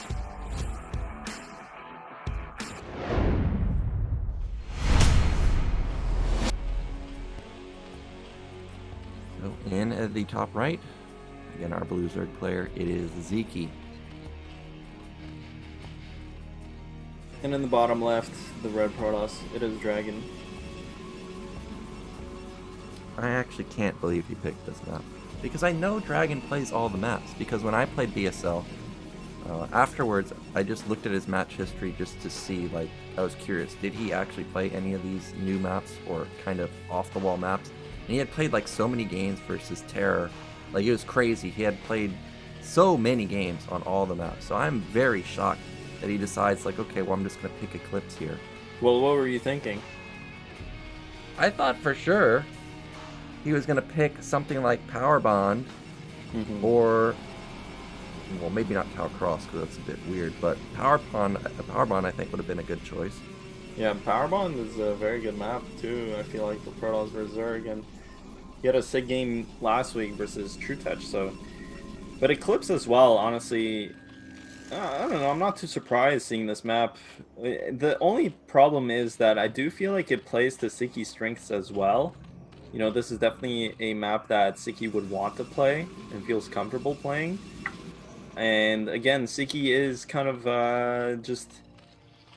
I mean, we've seen it time and time again, man. He is a very passive player. So, you know, when you give him like a standard map to play, I feel like that's his zone. Yeah, and with it being in the ladder pool, obviously he has a ton of practice on here. Also, you know, Polypoid was up. That could have been a pick, but it is what it is. Now, back on the other side of the map. I definitely prefer Eclipse to Polypoid. Oh, you do? Well, for Dragon, yeah. I mean, we saw what happened on Shakuras there. And Shakuras is a much better map for Zerg than Polypoid is. But, okay, this drone micro is impeccable. He's actually getting a lot of hits off onto the probe, but at the same time, this hatchery is delayed, 400 minerals, and decided to make... Oh, he's not even putting it down. Yeah, he does get it down now. Now he's got links popping out at the same time. Meanwhile, that was a gateway expand from Dragon. We are confirming that. And the drone, I'm assuming spotted it. I didn't actually see if it did or not. Meanwhile, probe is still alive, but the drone getting hits onto the probe is, you know, not inconsequential. It has taken a little bit of damage. It's going to have one less hit of survivability now that it has gone down into 14 out of 20 health. Meanwhile, Dragon has decided that he does not need a forge, and he loses his probe. And this is devastating because now Zeke can do whatever he wants. And Dragon actually made a third Zealot here, which to me is surprising. This is an overpool. I feel like he would have just... Isn't it just better here for... I feel like it's better to just put down your Nexus on 20, pull up, cut probes, put down the Forge to make sure the wall is small, and then you start making Zealots. But this third Zealot, I mean, what's it gonna do? He's blocking his ramp too, but this isn't like a 9 pool. Like I feel like what Dragon is. Yeah. No, this is gonna be. Actually, Sziky didn't even target the Nexus. He maybe could have done that, which is what I think you were gasping at. But yeah, that's what I thought was gonna happen. I was like, he's gonna build Nexus that instantly gonna get killed, and then we're gonna lose 400 minerals at the 330 mark. Well, the force goes down. He has 4 zealots. I feel like this build is very delayed. You saw Sziky even got his 3rd hatchery. I mean, I'm almost positive about this. I'm ready to get flamed by all the Protoss and Zerg players in the chat, but I am almost positive that the correct play there is to just put down your Nexus on 20, cut Probe Zealot, put down the Forge, then make the 3rd Zealot, or even make the 3rd Zealot after the Nexus. But this was pretty delayed. Luckily for Dragon, though, Sziky had kind of like a huge micro misstep there and lost a lot of his lings for free when the Nexus went down. So that definitely alleviated a lot of the pressure. And now with 4 Zealots, I'm actually surprised. Well, you know, it's hard for Dragon to move out with all his Zealots because there's no cannons, and he actually has no cannons still. The Probe Scout does confirm that this is a lair follow-up. So again, this is one thing like about Sziky's playstyle, where if you're overly defensive like that, if you're overly like kind of tech and economy oriented, you kind of get into these weird spots where look, there's zealots out on to your side of the map and you don't have any response to them, but speed does finish, lings do pop, so he's gonna be fine in dealing with this, but sometimes it just feels a bit unstable. Well, 2 Zealots get into that sweet spot behind the mineral line. Meanwhile, is that 3 Zealots also moving out? Okay, yeah. But one gets isolated from the other, and he's going to lose one of the Zealots instantly, and now he's going to lose the other 2 Zealots. Meanwhile, Dragon didn't even use his Zealots at the top, so he didn't even make it crazy, like try and micro 2 different battles. What? Dude, he just moved out with those Zealots as well. That was so incredibly greedy. I mean, he just saw a bunch of lings kill 3 Zealots, and he's like, you know what, I'm just going to move out. This definitely isn't a ling flood, so I don't know if he's playing the player. The reality is, the 2 Zealots that are at that 3rd base did see a lot of the lings there. What the? What? Dude, Zealots have crazy range. And then he donated another 2 Zealots, so 5 Zealots down. For absolutely no compensation whatsoever. Behind this, Protoss has no second gate, still going into that Stargate. So there's no, you know, the thing about these early game Zealots, even if Protoss doesn't get instantly punished, like, you know, counter all in or whatever, if you bleed off this many Zealots, the thing is, first of all, making a lot of Zealots obviously delays your build. It delays your tech, it delays your production buildings. But also, if you end up losing those Zealots, then all of a sudden, once you get that leg speed, and Citadel of Adun only now going down, by the way, if you don't get that once you get that leg speed, you have no Zealots to pressure with. So this, honestly, I can't see Sziky losing this game. This was such a terrible opener for Protoss. Yeah, Dragon seems to be in a really, really rough situation. The Sare's going to come out, and I think Scourge are even going to pop out by the time he gets there. So this Sare might just go poof instantly. You can see that eggs are being morphed. Is that 4th and 5th hatch? I think it is for Sziky. Meanwhile, Hydrogen also going up for him. Oh, okay, that's an evolution chamber. So he's going to have +1 coming out at a relatively nice timing, and that's what I was talking about. Sare is... Oh, look at the jukes. He's got some moves. Yeah. He's but the Scourge are faster somehow. And how does that happen? How are the Scourge faster? They just are, man. They're like slightly faster. I mean, the thing, they're like what? Isn't it like 5 units faster or something? Like something very marginal. I don't know. Something. It is very, very small difference between a Sare and a Scourge, but it looked like it caught him very quickly. Oh, look at this! He uses the lings to draw the cannon fire, and he almost got that Sare too. That would have been heartbreaking for Dragon to lose 2 Sares to 4 Scourge. And you know, versus someone like Sziky who loves to build muta lists, you're going to have to constantly keep building up that Sare count, but it doesn't seem like Ziky's building mutas. I mean, look at the problem here, is that Dragon is still on 1 gate, right? Is that it's 1 gate? Yeah, 1 no, gate. 2 gate. There's a second gate in the natural.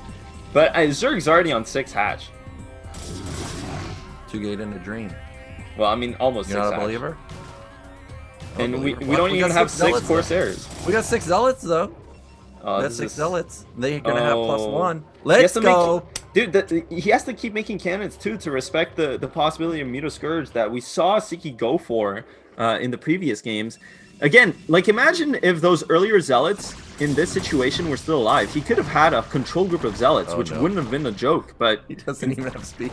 yeah, Well, I think your assessment that this game is over is most likely right, because these zealots are all gonna die.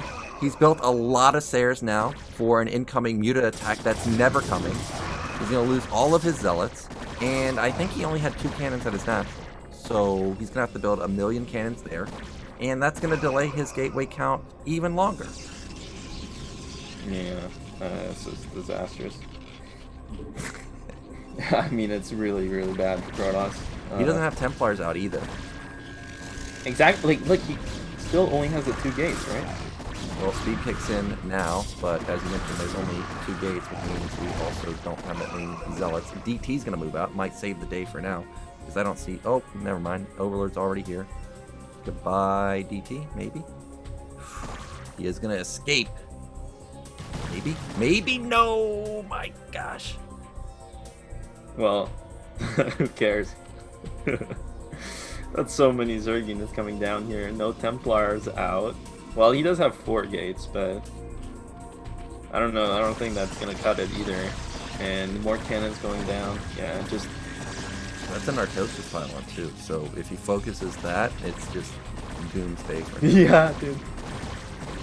Pylons are just so Templar tanky up. and brutal compared to StarCraft 2. Oh, here he goes. He's focusing the cannons. The Templars morphed out, but they don't have Storm Avail. They don't have the energy, and this is going to be game 3 going over to Sziky. Even if Dragon doesn't outright die here, the economic losses is way too high. The DT has done no damage. The Sayers have done no damage, and that's going to be it. Dragon taps out, and that's going to set up a Dandy versus Sziky winner's match. Yeah, and the cannons just died, man. Like, think about it. Like, pylons are 300% tankier than cannons. Oh, I actually, like, if you think about it, it's probably, even if there's just one pylon powering all those cannons, it's probably more efficient to just kill the cannons first. yeah, cannons are so weak. It just They got completely evaporated, man. Yeah, they got melted, and what can you do as Dragon? He lost his first probe, Yeah. lost his first Sayer, he lost all of his zealots. Nothing Yeah. went well for him that game. And the I'm Lings bought so phasing much out of time. existence. Look at this, man. I'm out of I see focus, that. out of I see that. reality. Oh, And faced you know what back that means? It's time for a break, guys, so we'll be right back.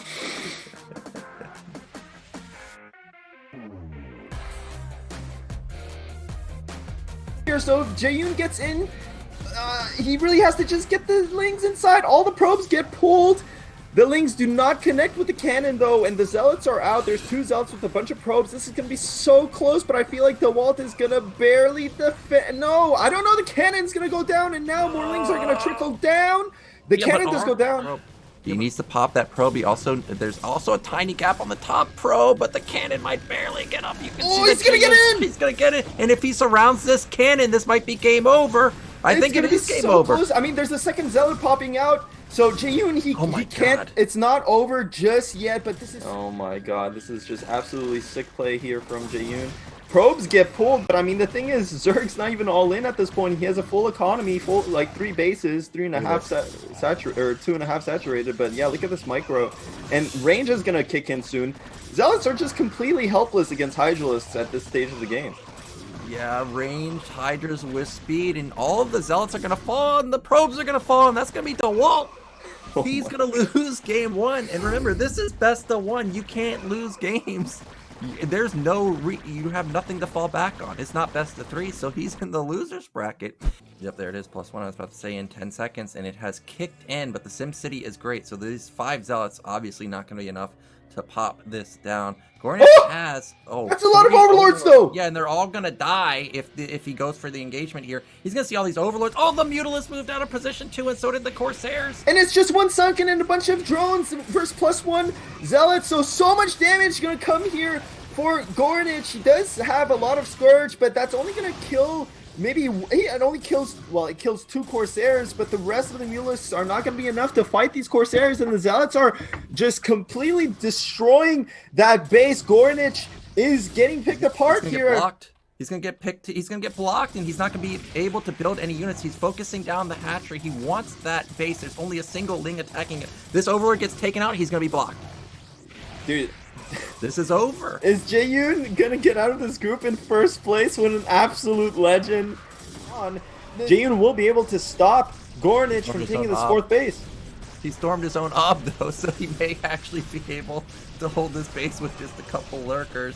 Storms are missing. They're missing that one lurker that's just sitting there, but it doesn't matter because it's still 70 supply to 170 there. Now the storms hit everything. Yeah, I mean, absolutely incredibly played here from Jaeyoon, and GG comes out. Gornich taps out, and Jaeyoon's first out of this group.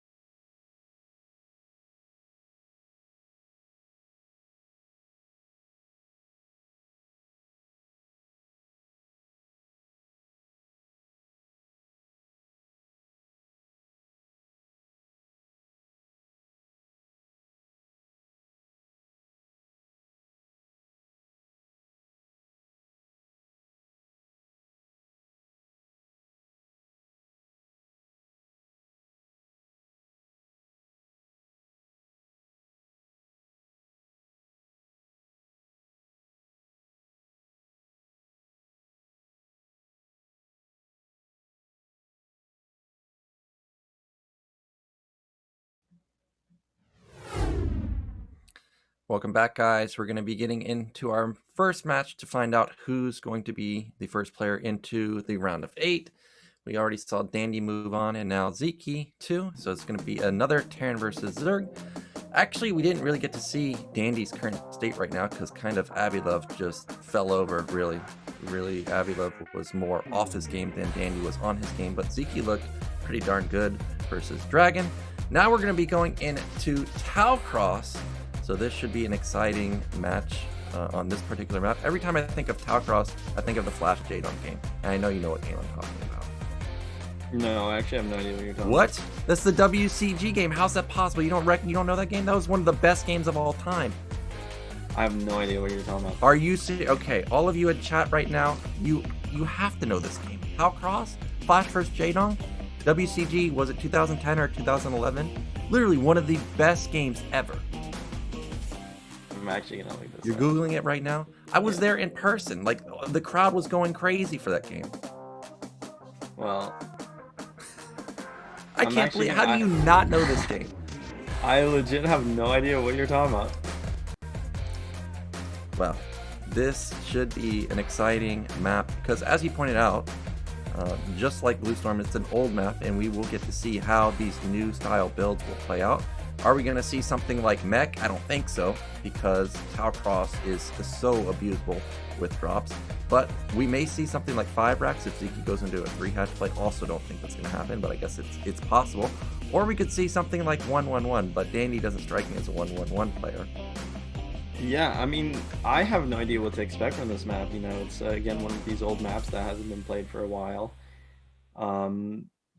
Definitely Mutalisks are just one. You know, this map is like kind of like Sylphid. You know, Mutalisks are just going to be so strong on this map, and we do know that Sziky has some sick Muta control, so that's going to be a hurdle for Dandy to get into the mid game. But after that, I mean, you know, what's nice about this map for Terran is that you have an easily accessible third base. You also have, you know, that fourth base that you can take eventually. And SK Terran on this map, like into the late game, it's really easy to control the middle of the map as Terran. So I think in general, again, this is a type of map where kind of in the early mid game, it can be really tricky for Terran. But later on into the game, I feel like it starts advantaging Terran more and more. So I don't know what you think about that statement. Well, I'll talk about that in a minute, but I think our players are ready. Let's get into the first game of our winners match. It's going to be on Talcross.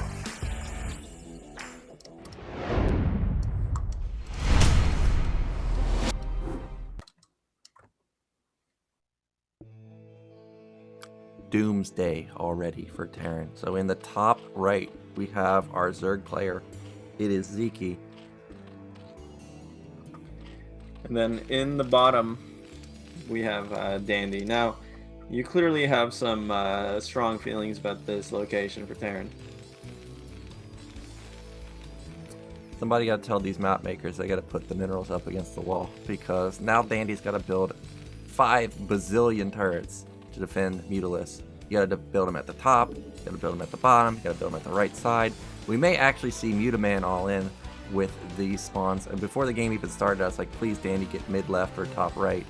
And that's not the case. Now, because of how abusable this is, Dandy might get aggressive from the get-go. We see a SCV being sent out already.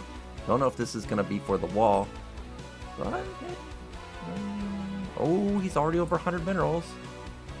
No, it's going to be 8 racks. 8 racks for sure. You know what's... The thing about this map is that the small choke you know, there... Yeah. Go ahead. Yeah. No, you can go ahead, man. You want to talk about it? You were about to call it. I was about to... I just remembered it. Yeah, you can block that choke with a depot. So if Zerg's not... Yeah, well, Sziky knows. He's going to go for a pull first. Alright, well, you're a Zerg player and Terran player, hybrid ZT player. What's your thoughts on early pool versus 8 racks? I mean, my opinion as Terran is, let's just go Reek, because I hate playing 8 racks in the early pool. I feel like I'm just already hard countered. I don't think it's that bad. Like, I think Terran, what's important is to figure out if it's early pull or not. Oh my god, I can go on a rant about this situation, but you know, the thing is, like, it really depends. Zerg's gonna go for a hatchery with this, so you know what's tricky about going for something like an overpull into an expansion is that you don't have that many links to start out with, and then if you stop making links too early, Terran, if they make Marines non-stop from the racks, they can still pressure you. And also Terran, if they just play this more economic focused 8 racks, which is what Dandy is doing, he got the depot out early and he's still making SCVs. Even if Terran doesn't attack here, I feel like they're in a fine position.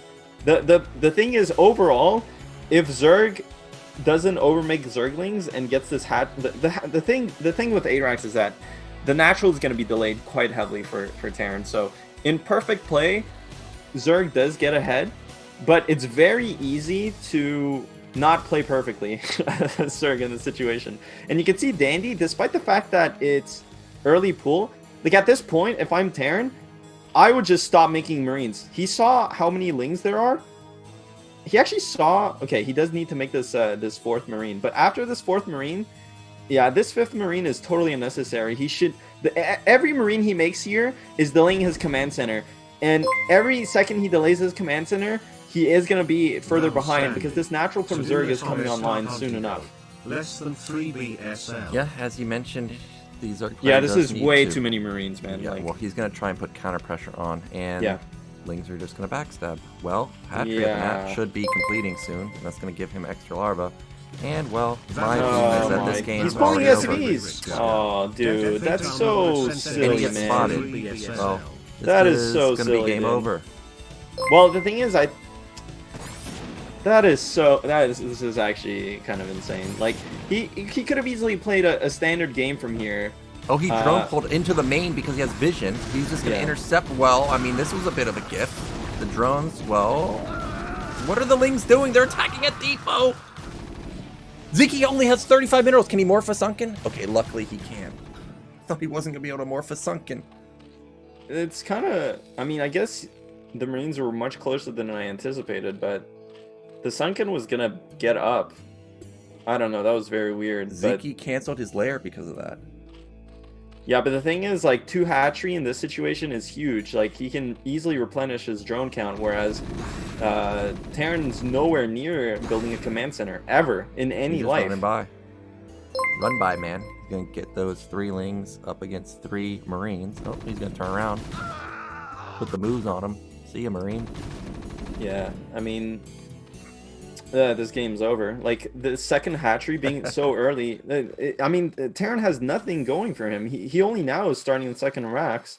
No command center. Like, I don't know how to explain this, but Zerg is going to run away with this early advantage. It's like almost if you start the game, like imagine if you start the game out 4 SCVs versus 4 drones, 1 hatchery versus 1 command center.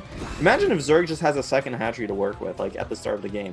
Like it's kind of this, it's that similar, this type of, like it looks close, right? But Zerg having the second hatchery relative to what Terran has is such a massive advantage. Yeah, there's a reason Terran players don't one base anymore, and that's because the Zerg players just run away with it.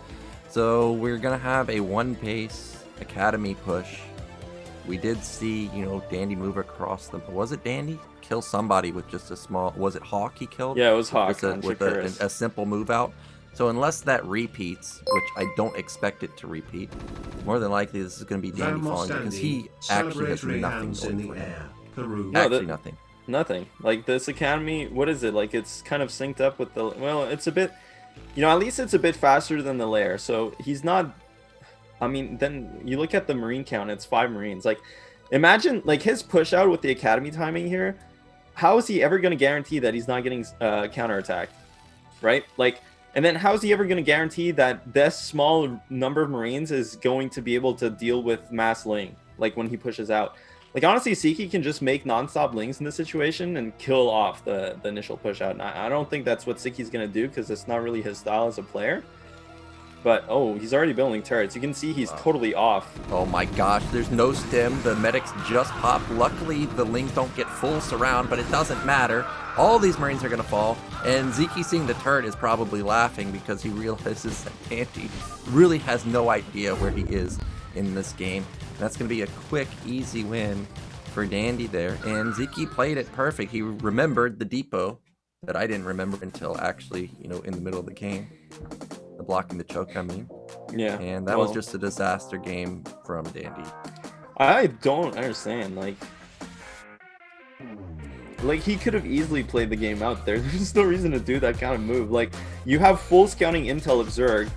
And that's the one drawback with pull first builds is that you're very limited on larva. Very limited on larva. And because you don't have Ling speed, you can't guarantee that you kill the SCV. So Terran should be able to know exactly how many Lings you have, which means that they should be able to make exactly as many Marines as they need to not die. And so they just need to get down their command center. Like, I don't know. Like, there's just no point in going for a play like that. Well, like, I get it, but like that literally only works against the Zerg that has like a stroke and like forgets to play the game. Like, oh, I'm just gonna make drones randomly and not think about what I'm scouting. Well, maybe Dandy has the same thoughts as I do, is that when you see 8 Rex versus an early pool, you just want to get out of the game, and he just decided to go for it. Didn't work out. However, the amount of SCVs he pulled was kind of weird because any amount of SCVs you pull with it kind of puts you all in. So if you're just going to be all in regardless, why not pull like everything? He kind of pulled only 6, right? That was a bit awkward, but I guess that's how it goes sometimes. And Dandy is going to fall down to 1-0, but now it's going to be his map pick. So more than likely, we're going to see something very standard like Eclipse or Polypoid. Yeah. Are we though? Okay, yeah, we are. It is going to be Eclipse. And yeah, I mean, I'm guessing the players are ready, so let's get into it. Game 2, Dandy versus Sziky.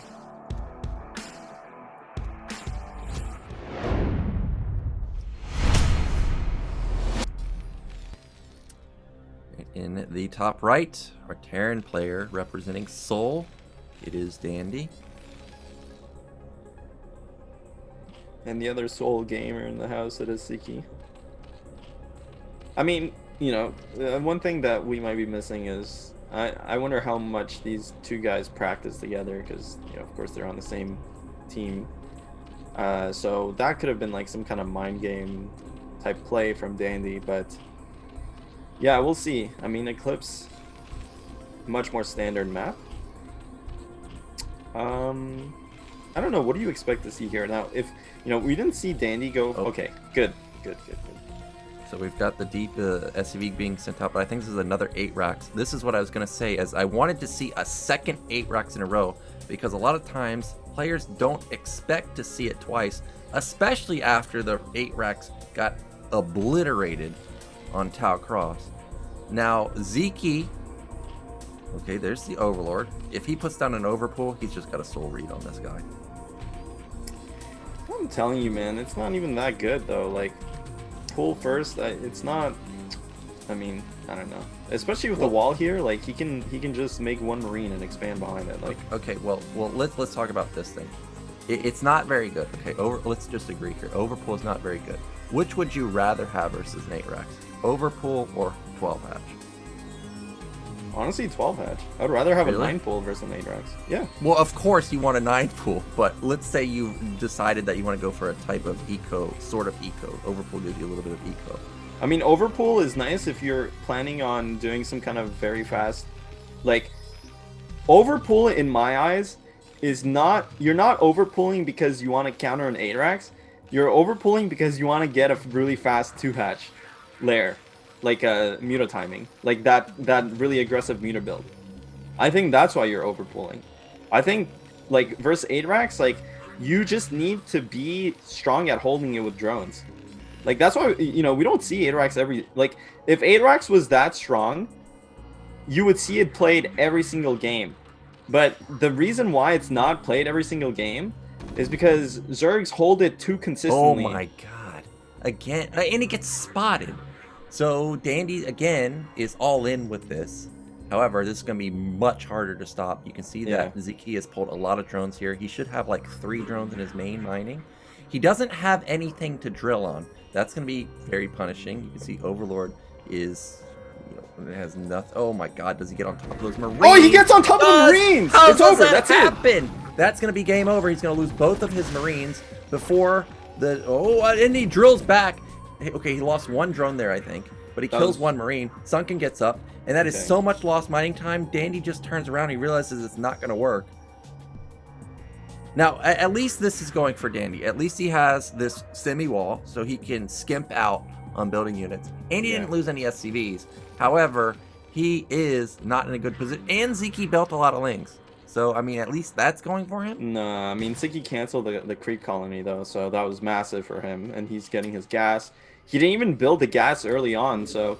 Like, I don't know if his original plan was to go 3 hatch. Or he saw the SCVs fast enough that he canceled his gas. I'm not sure. Usually the second gas is finished, which is why 8 racks can be good against 2 hatch. Because, you know, most Zerg players, they kind of blindly go into pull gas. And obviously taking that gas is totally worthless against an 8 racks attack. But this is, again, a really bad spot to be in as Terran, because he just lost so much mining time with those SCVs. But at the same time, I mean, looking at this, the problem is Lair is already on the way. Dandy gets his gas really early here, but that's gonna cut into his. Is he serious? Yeah, that's crazy. This is craziness right here. He's going for an eBay. I was looking at this. I was like, wow, that's a fast gas. Look He's at how really many killing- drones Sziky has, Yeah. though. Yeah, Zeke had enough minerals to even put down a third hatch, and I thought that's what he was going to do. He's Yeah. now sending out a drone, I think, to mid-left. But as played, I was looking at this, I was like, okay, well, this could be a 2 racks follow-up, because at least he saved one of the Marines, I think, right? And then, I mean, maybe he's going to hit him with a quick timing, but the Overlord is overlooking the rack, so he would see the amount of units coming up. This eBay... This is very if greedy. Dandy survives, then he's going to have a nice upgrade, but Zerg players have gotten so good with mutas that it's hard to even kill mutas. Like, they just force out stim, and then you're just stuck there twiddling your thumbs. So I don't really know what this eBay is supposed to do for Dandy, because by the time he moves out, this third base is probably even going to already be saturated. I mean, to be fair to Dandy, almost any follow-up after that opening is not necessarily is not going to be ideal. But the academy just now finishes, and Spire's what, like almost done, halfway done, I think. It's like halfway done right now. Yeah, second rack's only now going up. Second rack's only now starting, and he has this many Marines. This is the problem. Like, I mean, if Zerg just leaves Terran alone, like getting the eBay first is obviously better. We'll have to see how much Sziky. Or Lings. Well, this is good for Dandy. I mean, Siki's kind of just assuming this is going to be a push out from Terran. Well, I mean, Zeke sees that there's no bunker at the natural. He also sees that there's non-stop Marines being made from the racks. Yeah, he may think that, okay, well, if I send the mutas in first, they soak up some of the hits, and then I just Ling Flood, I can just overrun him. However, that is kind of a dicey move because, well, I mean, he has a lot of drones. Let's not. Yeah, forget the thing that. is, He's he got has crazy so much econ. drones. If he had less drones, that would be kind of a way to throw the game. Look But at how much look he how has many 900 resources minerals. he has. Yeah, he can pop out 9 mutalisks. That's Well, crazy. Dandy's building up that rack count. He's going to be at 4, soon to be 5, I'm sure, pretty soon. Dandy does have turrets at a decent timing. He's not supply blocked. He's going to have range maybe like within 45 seconds or so. Functionally, this is basically a 3-hatch build from Sziky. I mean, he has 3 hatcheries. He has 9 mutalisks coming out. And 4th hatch. against this, Terran usually has their 5 racks already done, and they have a control group and 4, like a control group of Marines and 4 medics. But this time around, 4th racks isn't even done, and he doesn't have as many units. He doesn't have +1 probably. He doesn't have ranged yet. So, I don't know, man. This is going to be really hard. Yeah, that turret's going to die. Dandy is going to now fight on the ramp, and that's not where you want to fight. All the medics are out of position, and Zeke's going to get some free Marine kills. Oh, Lings run into the natural at the same time. It's starting to get dicey. Dandy did kill 2 mutalisks there, I think, so it wasn't free at all. He even gets, was it 3 maybe? Meanwhile, Lings again going into the natural. Mutas are just being so annoying while sitting on the barracks. He's going to try and pop all of these turrets. Oh, he's going to lose these Marines at the bottom. Yeah, I mean, you know, this is honestly, this is one way for Sziky to throw the game, like to throw his advantage, is playing overly aggressive. Like, yes, Dandy is behind, but he's not like, oh, just kill him behind. He's actually not behind enough to instantly die to whatever Sziky does. And in this type of situation, you know, if you just play standard as Sziky, if you just play really solidly and think about just hitting your normal timings like Lurkers, Hive, you're just going to overwhelm Terran at each step of the way. But if you misread the situation and you're like, okay, I can just kill this guy, I don't want to play this game out, it's very easy to be overly aggressive and squander that lead away. Now, still, he's in a really good spot. Queen's Nest is very late, though, relative to where it should be at. And I feel like, actually, because of that, Dandy is in an okay spot to contest this game now. Well, he's still massively behind. Third base is completely saturated for Sziky. There's a decent amount of Mutalisks up. Sunkens are going to be in time. Hive is going to be relatively quick. The thing is, I'm pretty sure Dandy is making starports right now. No, okay. Very. Yeah, I mean, but the starports are faster than the Hive. Well, it's still okay because it's not like Dandy's going to have massive amounts of vessels. First couple lurkers are going to come out. Oh, he just now starts the Hive. He also has evolution chamber, so his upgrades are going to be quicker than usual. However, these Marines are going to get picked off. Oh man, I think this. I mean, obviously, Well, Zerg is obviously ahead, but I think this is it's contestable for Terran. Yeah, Whereas it really shouldn't be. Like this should be like total Zerg domination. Yeah, 3 minutes ago this was 100% win for Zerg. Now it's what, like maybe 5% for Terran. I mean, there is a chance that Dandy brings it back. If, for example, lurkers are ever out of position and Marines go for a bust, that's one way that Dandy can take this game. However, if he continuously bleeds off Marines to these mutas, he'll never get up to a death ball. And he needs to be careful to make sure that a muta counterattack does not catch him off guard. Now, those units in the center of the map, that is a very tiny group. If Sziky built like 6 more Mutalisks here and just tried to kill it, he would kill it. Yeah. Well, 6 barracks coming for Dandy, so we're all in bio here. Yeah, 6 racks. I mean, I mean, you know, well, 6 racks I think is fine. It's a fine amount, and especially when you're kind of a bit behind in the mid game, it's sometimes important to increase your racks count before expanding. But like you said, Narkin, he is going to have really late third base, and on Eclipse especially, you kind of want to have a fast third base as Terran because you want to spread out your mining early on so that you don't mine out your main and natural too fast, because the 4th base on this map for Terran is quite tricky to hold. So, you know, as opposed to a map like Polypoid where it's easy to double expand. So that's the one thing that's not ideal. I thought that we were going to go for it. Okay, he is going to pull back, but Muta's into the main. Going to ransack the SCVs. Not a lot of turrets on the way out either, so he shouldn't lose that many Mutalisks.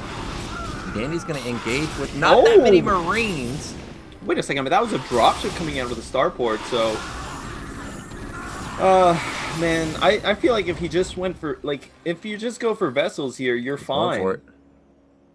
Well, I mean, he thinks it's Eclipse though, like it's so hard to just drop on this map. It's so hard. I mean, one thing he has going for him is that he knows that the Mutalisks were in his base just a second ago, so they can't be there to defend the drop.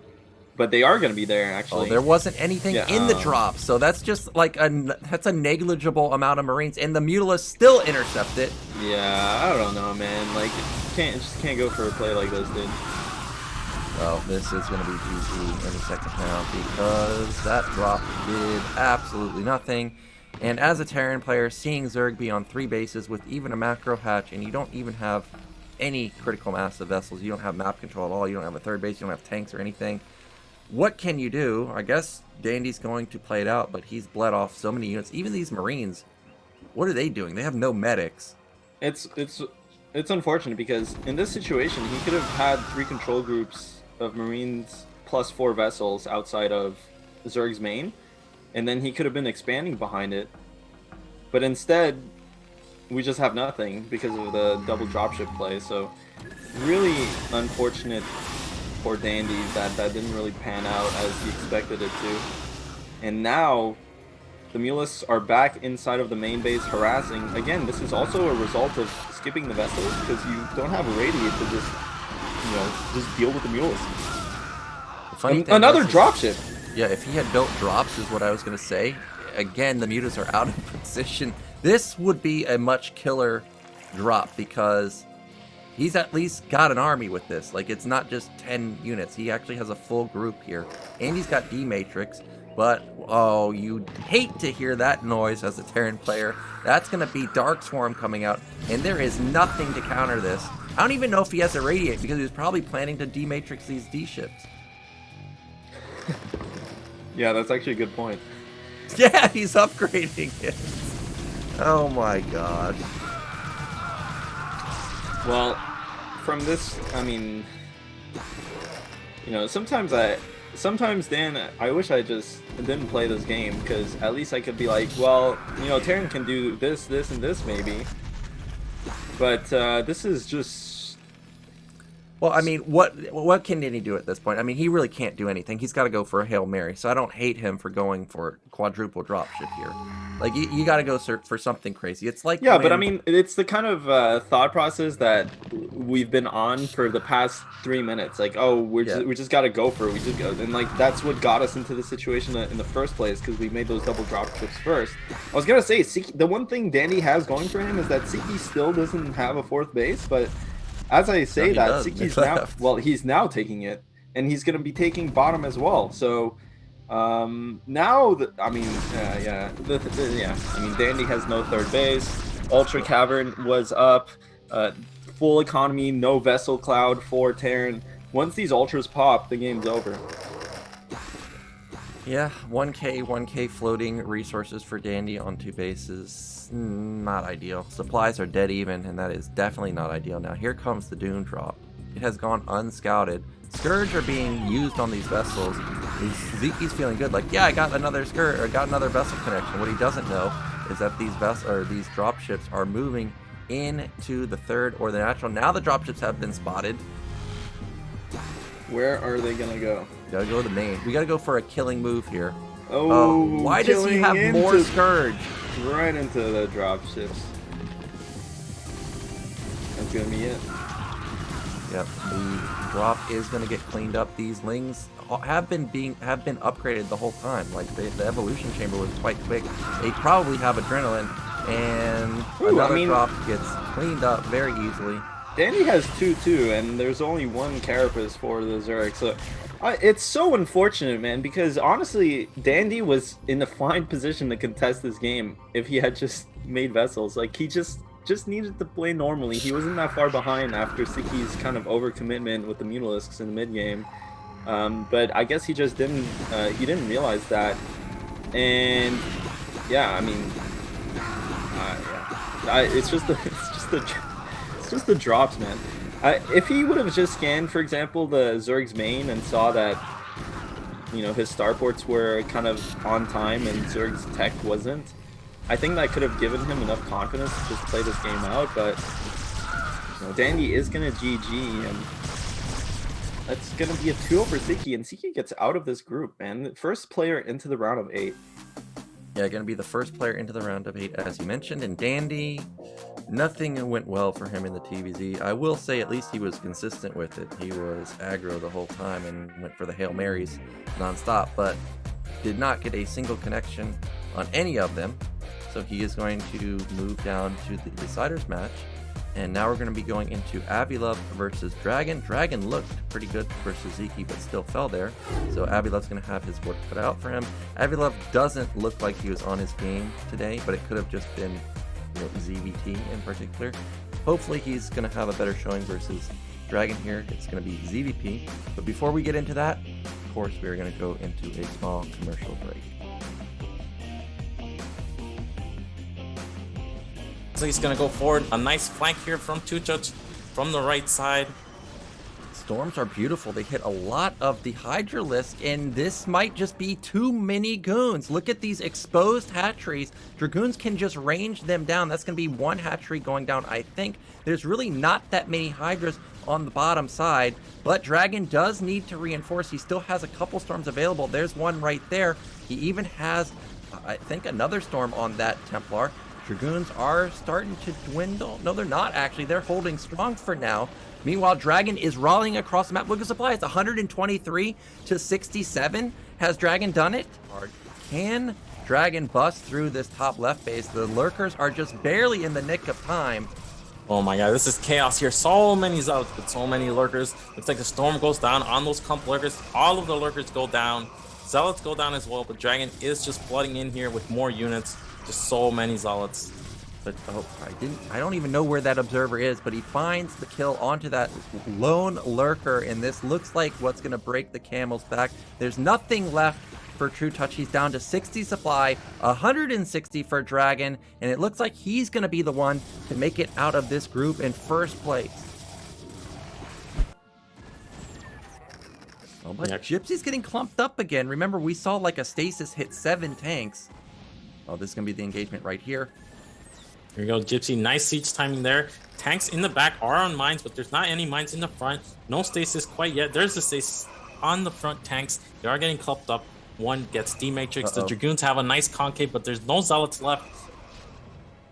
Oh, there's a lot of mines on top of those tanks in the back, but look how many just flat out tanks are. Zealots are going to try and drag onto those tanks in the back line. Supplies are plummeting for Ghostudark. Meanwhile, about 20 tanks survive, and those stasis, even though they hit a lot of tanks, they were on the frontal tanks, which means that the goons did not have easy access onto the back line. And now Gypsy is just going to wait for his reinforcing vultures and probably just a move to victory. Push. Meanwhile, Ghostudark is trying to take mid left, but oh, that's a great EMP, and Gypsy knows that he can't be stopped. Now, you do see he is queuing up tanks and vultures, so maybe he doesn't know about the carriers. Yeah, but at this point, it doesn't even matter. He's winning these fights convincingly, and he's already killed the 3rd and 4th bases from Ghostudark. So Ghostudark, there's a scan. He sees the extra Stargates. Probably is going to cancel his vultures, queue up some Goliaths, and GG. Yeah, there is the GG.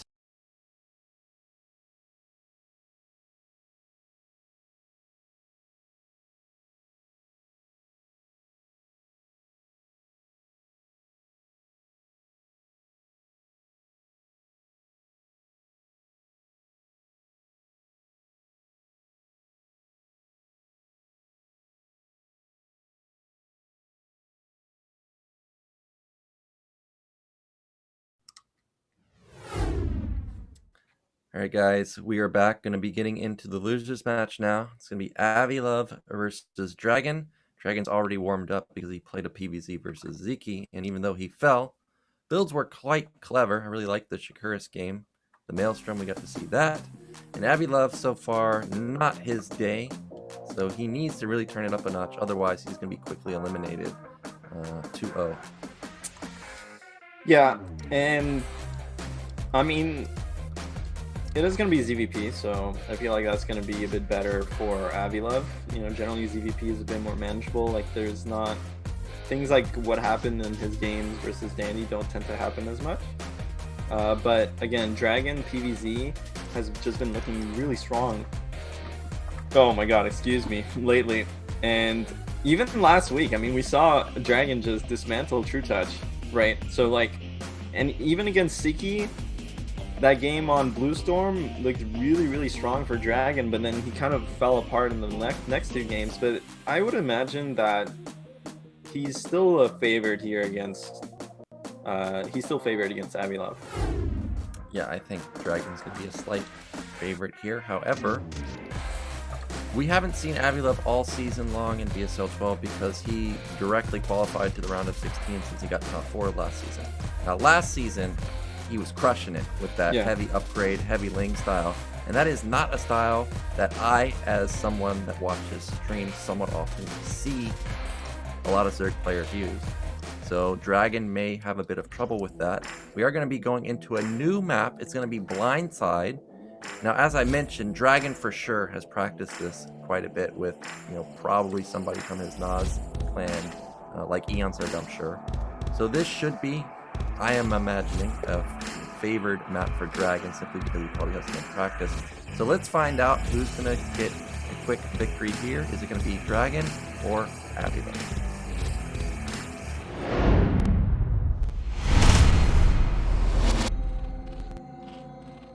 So in the top middle, our Zerg player, it is Avi-Love.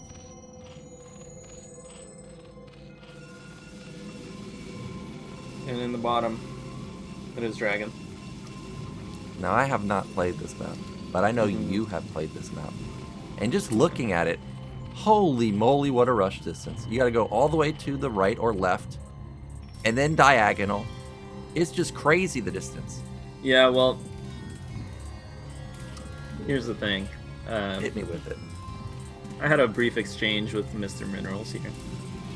And he assured me that the rush distance from natural to natural is the same as the rush distance on Fighting Spirit cross spawn.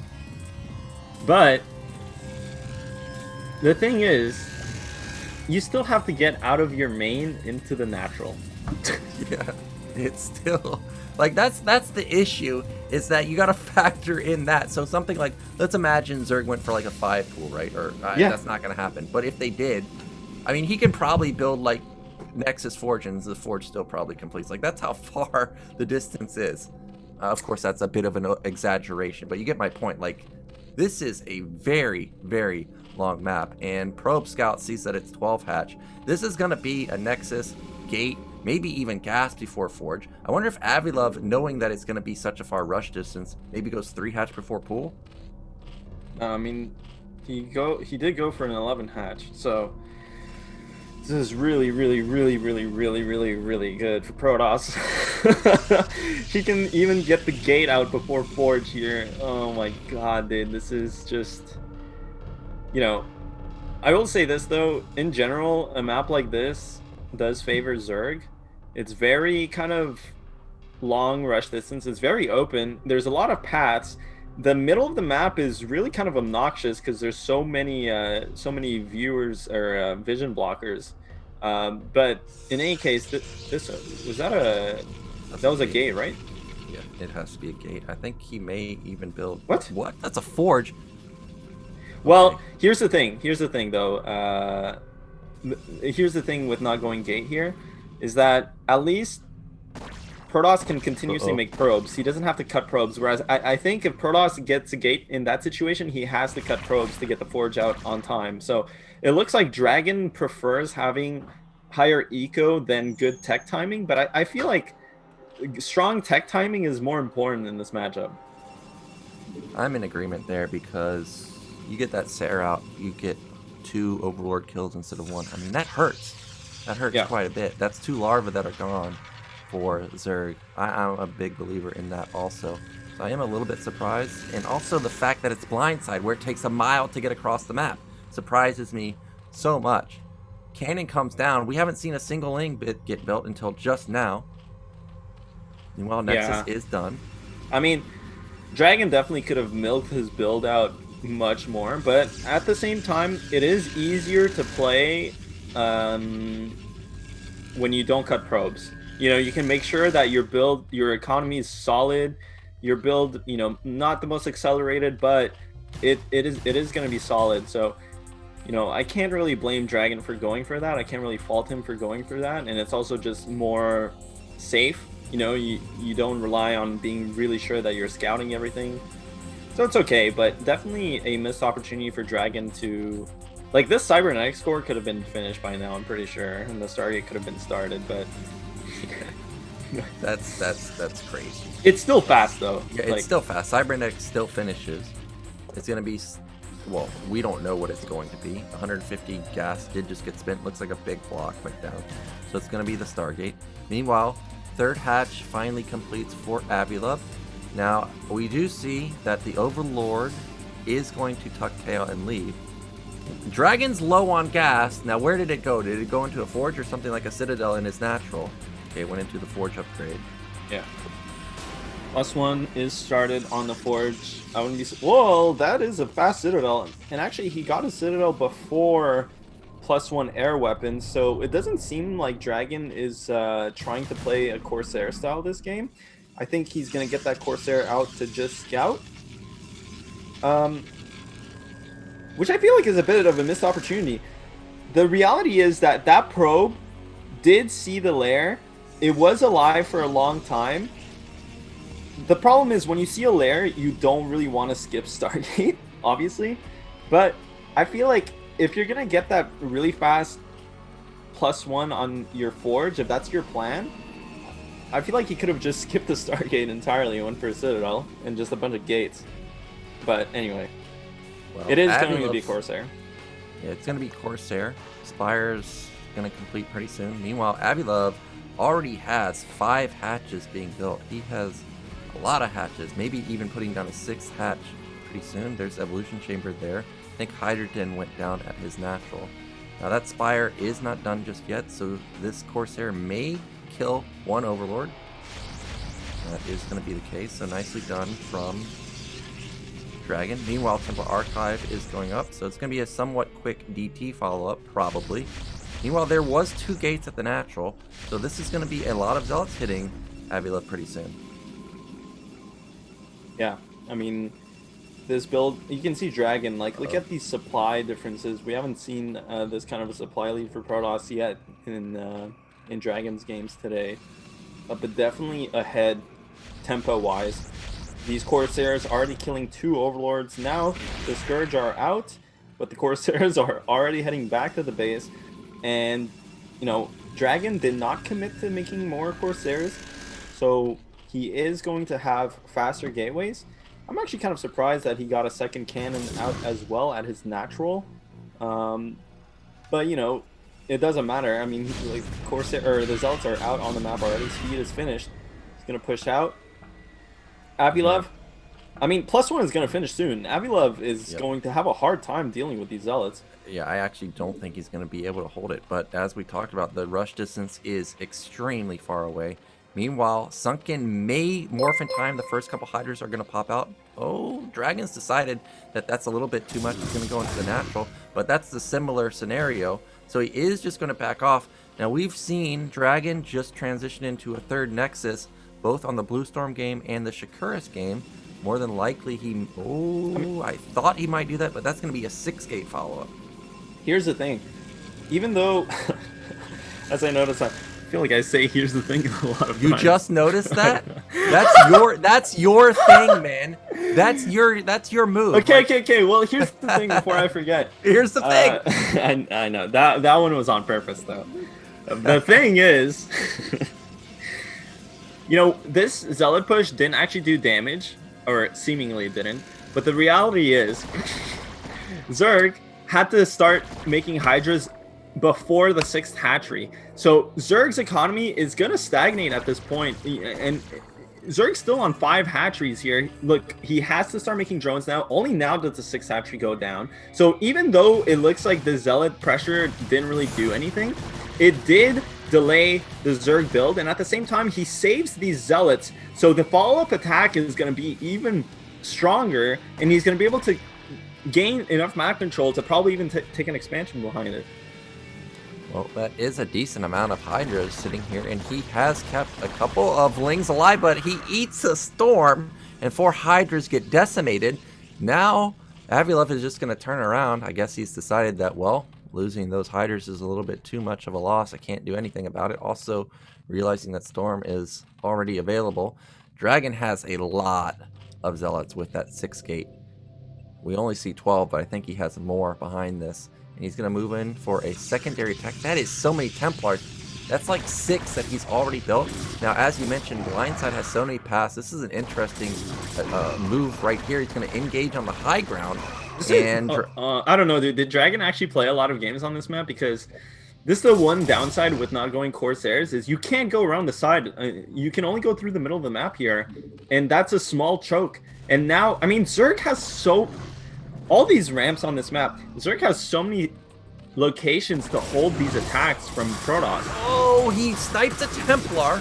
Can he get a second Templar? He's trying to not use that Storm, but he loses the Templar anyway. He had 4 Templar. Now he has 1. Yeah, he has 1, and that one doesn't have any Storms available. Look at the supply, 90 to 100. This is a dream scenario for Avi-Love. +1 weapon might be completed for him too. He got that Evolution Chamber somewhat quickly. Dragon realizes that he doesn't have any AoE, so he turns around. Now that's more gateways for Dragon. I guess maybe he didn't play this map as much as I anticipated him to do, because he seems to really want to just bust Avi-Love with this high gateway count. But as I say that, there's the 3rd Nexus going up. Yeah, the 3rd Nexus is a bit delayed though. Like it just now started. That's the one thing with Dragon is like he's very, very patient. Like he's very solid and strong, but I feel like he could be much more like sharp with his macro and with his decision making. Like he should know, okay, I'm just gonna take this 3rd base off this because you know, whatever. He should just accelerate his macro a bit more. So Avi-Love is going to be able to contest those storms, though, are going to be massive. He hits so many Hydras there, but one lurker remains. It's going to push him back for now. 30 supply lead for Dragon still. Something's going on at top left. I don't know if that's a Ser or what. Yeah, Ser is scouting around. He's going to come in here and see that it is a Hive morphing at 11 minutes. Avi-Love did a good job in the mid game, now transitioning into the late game with double evolution chamber while also taking a 4th base. This is looking reminiscent to his BSL11 run, where he's going to go heavy on the Lings, heavy upgrades, trying to take it to Hive. Yeah, and this is a really... Wait, did he actually start Hive? Because I was looking away for a second. That's such a fast Hive, 11 minutes. You never, ever see this from Zerg, but actually Avi-Love is getting away with murder.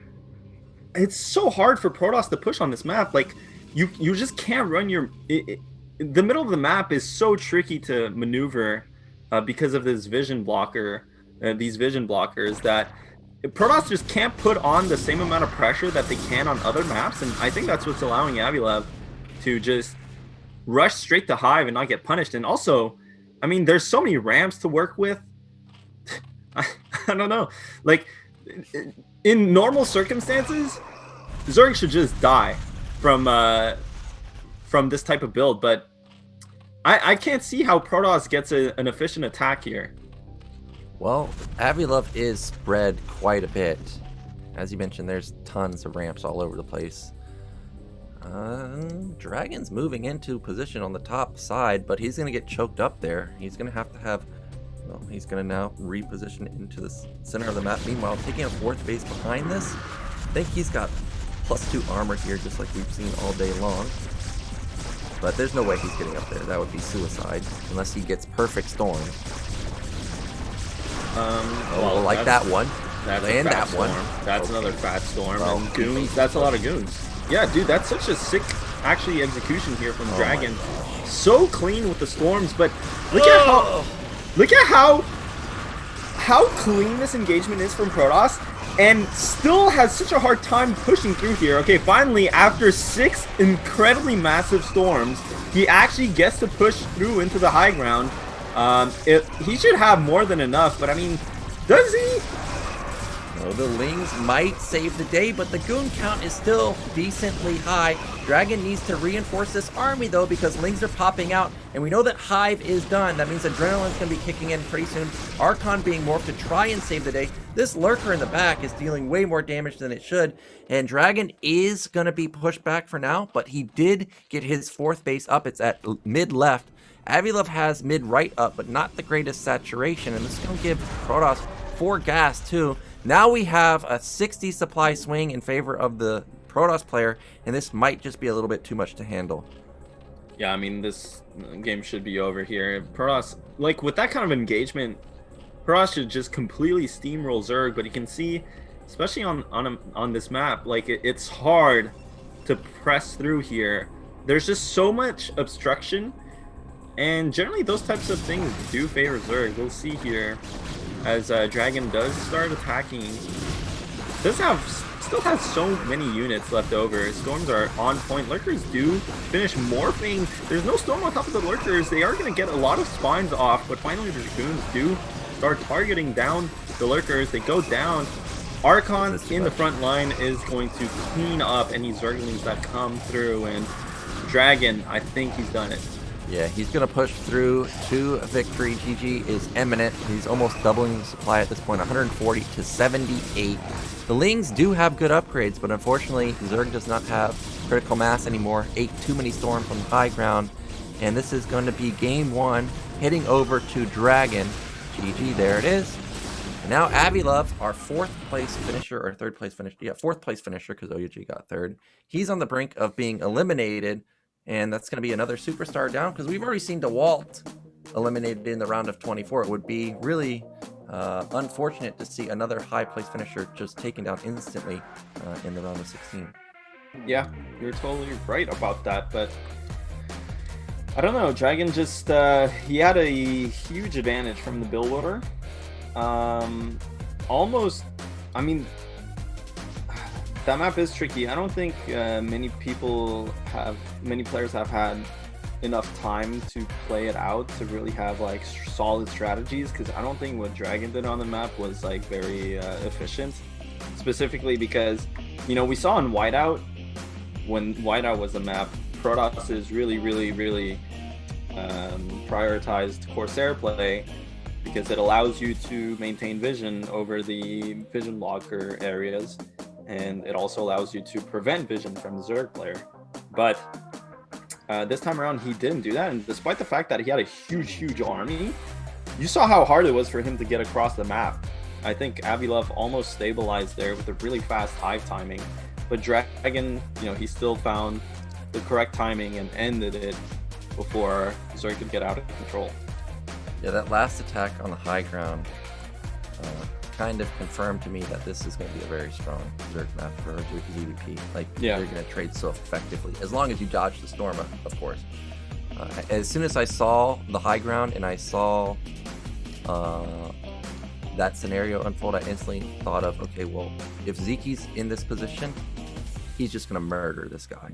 He's not going to sit there and eat the storm. So I think I actually hope we get to see Dragon move on, because the Deciders match is going to be on blindside again, and I want to see how Sziky plays it out. Is he going to play similar to Avi-Love with mass hiders on the high ground, or is he going to mute a switch and kill like Templars that are that? Yeah, that, but Sziky's already out of this group. Oh yeah, Sziky. What am I thinking? I was thinking Sziky's in the Deciders match, but it's Dandy in the Deciders match. Well, I'm dying to see some TVP on this map, because I'm curious to see how it plays out. But yeah, I don't know, man. The good thing that Protoss has going for them on this map is that you can maybe get 12 Nexus off a bit more often than other maps. But besides that, I don't know, it does not seem like it's going to be very pleasant to play versus Zerg. But the next map is going to be Polypoid, which is Avi-Love's pick. He just wants a nice standard map. We've seen him have great success in the late game on this map in the previous season. So let's get into this game. Game 2 between Dragon and Avi-Love.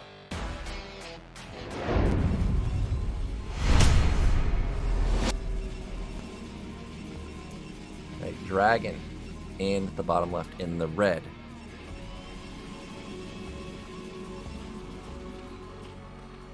And in the top left in the blue is Avi-Love. You know, I'm surprised that we've seen so many like Forge type games from Dragon. We saw it on Shakuras. We did see aggressive play on Eclipse, and then of course we saw the 12 Nexus, but there was a Forge follow-up. Makes me think that maybe he's leading or leaning towards more just passive play. You know, meta has been the gateway expand for such a long time. Now, when I saw Polypoid get picked, I instantly thought of the games last season where Avi-Love just crushed Oyuji with the heavy ling style. I think now that he lost with Hydras, it's time. We got to go to our bread and butter build. Risk it all on the build that had so much success last season. But you know, Dragon has seen those games, so I'm curious what his follow-up or what his build is going to be versus most likely the heavy ling style. Now, this is a 9 pool, so a bit of a mix-up. Yeah, it is a bit of a mix-up. You know, he did see the 12 Nexus last game from Dragon, but Dragon's not the type of player to take any risks. I feel like 12 Nexus on a 2-player map that is very long rush distance, it's not really a risk because you can scout and you can adjust. On a 4-player map, I will never ever imagine Dragon going for something like a 12 Nexus. So it looks like it is going to be Forge Expand once again. That is, you know, it's going to be nice for Dragon because he gets to scout Avi-Love as well. And he's going to come in here, see that this is a 9 pool. Drone, if it sat on the ramp, maybe it could buy time to deny the probe getting in, but that would probably just trigger double cannon maybe from Dragon. Now it comes in and sees that, of course, this is a 9 pool, so there is the double cannon. Now hatchery going down for Avi-Love. Yeah, I mean, the double cannon here, you know, if this cannot lose that. No, can't Probe. lose it. He does manage to get out for now. Avi-Love is sharking around though. Ooh, he doesn't get stuck on the ledge there. This is it's kind of unfortunate here. Well, Avi-Love does get the Overlord Scout, so I don't think it really matters. But you know, if you're the Protoss, you want to keep the probe inside of the Zerg's main as long as possible because you know Zerg, when they go for 9 pool, obviously they want to send their lings at your base, but they want to also kill off your probe. So it causes them to have to make a decision, and generally you can just keep the probe alive and see what the follow-up is. I'm surprised he did go for a double cannon though. That is safe, but it's very, very safe, and it wasn't a gas opening, so I feel like he could have possibly gotten away with 1 cannon, but it is, you know, I mean, this is actually just fine for Protoss. Yeah, Dragon playing pretty standard. Meanwhile, Avi-Love, he does go for his patented 3-hatch and then gas follow-up. He's not going for the fast layer that a lot of players do end up opting into. Meanwhile, Probe is still alive, hasn't spotted top middle just yet, but now he's going to find it. Meanwhile, Lings are on hold position in the main, so the Probe is not going to get back in. So we may see Avi-Love try and get sneaky here with something like a fast Hydrogen, but I doubt that. I mean, he is keeping the probe out of his base for the meantime, so it looks like the gas is piling up though, so very unlikely that he will throw down Hydrogen this late. Lair is started. Nope. Is it? I'm pretty sure. Oh, he started speed. Okay, so he may have seen those games of Jae-Yoon versus Dawid, where just a surprising amount of Lings ended up getting built and simply just killed Dawid as he moved out. So this might be the intention here from Avi-Love, try and go for a killing move versus Dragon. Maybe he moves his Zealots out of position, loses his probe, can't spot the Lings as they're being built. Avi-Love still has not spent another 100 gas. Oh, there's the Hydra Den. So this is going to be a Ling Hydra bus. Yeah, I mean, this Hydra Den is a bit late. You know, he's going to exceed the 973 drone count. And he did get speed with Lings, so yeah, I mean, what else could it be? Yeah, it is going to be heavy eco though, so he will be able to transition out of the Hydra play. It's not like he's all in with this. There's a couple Lings right there. Finally, the probe goes down. We haven't seen Dragon move out at all with his small Zealot count. Stargate is done. Sarah's going to come out and see that, uh-oh, this is an incoming Hydra play, but Hydras are probably already going to be on his doorstep by the time the Sarah gets across the map. There is the Citadel. So this is a 530 Citadel. Meanwhile, last game it was a 450 Citadel. In the game before that, it was like a 4-minute Citadel. So Dragon's got all types of builds.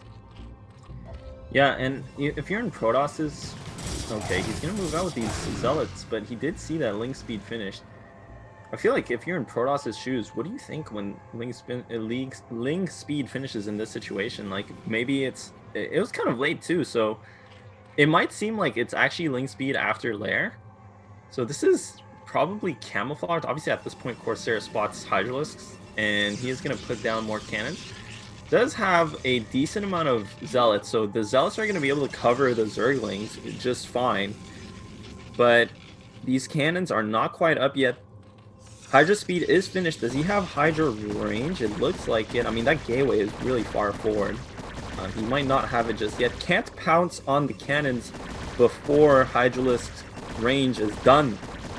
So we'll see if he has the timing to bust. But again, the hatchery, 4th hatchery here from Avi-Love, and drones are already being made. So definitely not committed to this bust. Yeah, 4th hatch already done. 5th hatch, I think, ended up being built at top middle potentially. Meanwhile, 3 more gates going down for Dragon after losing his initial gateway at the front. Forge did not get popped, so +1 weapon may end up completing. That's a very crucial upgrade for Protoss. Meanwhile, I did not notice a Templar Archive being built at all. Dragon's floating quite a lot of gas. Okay, there's the Templar Archive. It now is built, and he has 4 gateways actually. Yeah, and he has a decent amount of Zealots, by the way. Yeah, but this time around, Avi-Love is going to have a 6th hatchery, so you can see how different this game looks from, for example, the Blindside game, where Avi-Love had absolutely no pressure on the map whatsoever, and was forced into staying on 5 hatcheries for a really long time. This time around, he does have that 6th hatchery going before the Protoss has his kind of production up and running. Only 4 gates for Dragon. We'll have to see if he goes up to 6 or 8 gates. 6 gates, a bit more passive, kind of more third base leaning. 8 gates will be kind of more timing attack oriented. Zealot speed is done though. Avi-Love lost an Overlord and got supply blocked for a moment. Don't think he's going to get punished though, because he has Lings left over and a decent chunk of Hydras. However, that third base is heavily exposed. Drone's going to fall. Now Dragon's going to come in here and see like, oh, well, can't bust this. Meanwhile, third base, okay, for now, it will be saved because the Sunken and Hydras are being popped. Maybe, yeah, he is just going to turn around. And luckily, he is going to avoid a disaster. Yeah, Dragon could have considered attacking there because there was only 1 sunk and 3 Hydralisks, but did not want to get countered or boxed in. Instead, he's going to go and take this fight anyway. That's actually really weird. Maybe, I think he lost track of those Zealots because there's no reason to take that fight. Like, the reason he didn't commit to 12 o'clock was because he did not want to get boxed in by those Hydralisks. He did not want to trade those Zealots. I actually think that was 100% just like he looked away for a second and had his Zealots on attack move and just bled so many Zealots. And now with the 6 hatcheries done, 8 gates nowhere, well, not in sight just yet, Avi-Love can actually just contain Protoss. Like, if he starts Lurker upgrade already, this is going to be a Lurker contain. And it's going to be so hard for Dragon to get out. You can see Cybernetics Core is spinning, so he is going to go for that range. But no goons out just yet. I don't know, Protoss is in a really tight spot here because there's nothing he can do to prevent Zerg from sitting outside his natural. Yeah, look at this supply for Avi-Love. He's crushing it in the macro. He's almost got a supply lead over Dragon. It's 91 to 83. That is so many Hydras, and he's got so many drones at his third base. There's the double evolution chamber. Does he have a hive yet? Yeah, he does. So lurkers will probably be on the menu sometime soon. Avi-Love's going to sit on that high ground, try and take a favorable engagement. Damn, that is a lot of Hydras. And because those cannons are blocking the way, actually, Dragon's having a hard time getting all of his units out onto the map. Well, one side effect from Avi-Love's build is that his +1 range is quite late. I don't think it wasn't finished. Okay, it just finished.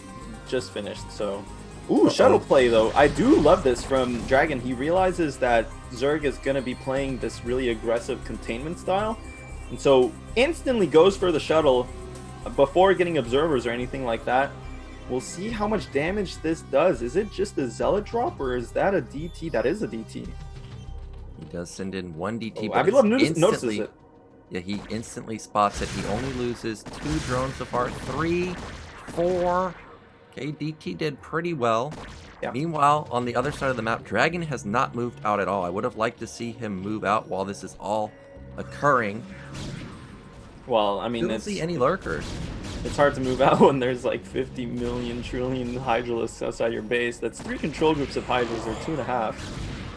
Well, there are no lurkers just yet, like you were saying, Naokin. And there's a lot of Storm to work with. I'm actually surprised there's no lurkers. Like, it's 11 minutes in. He definitely had time to get them up, but just does not have any lurkers.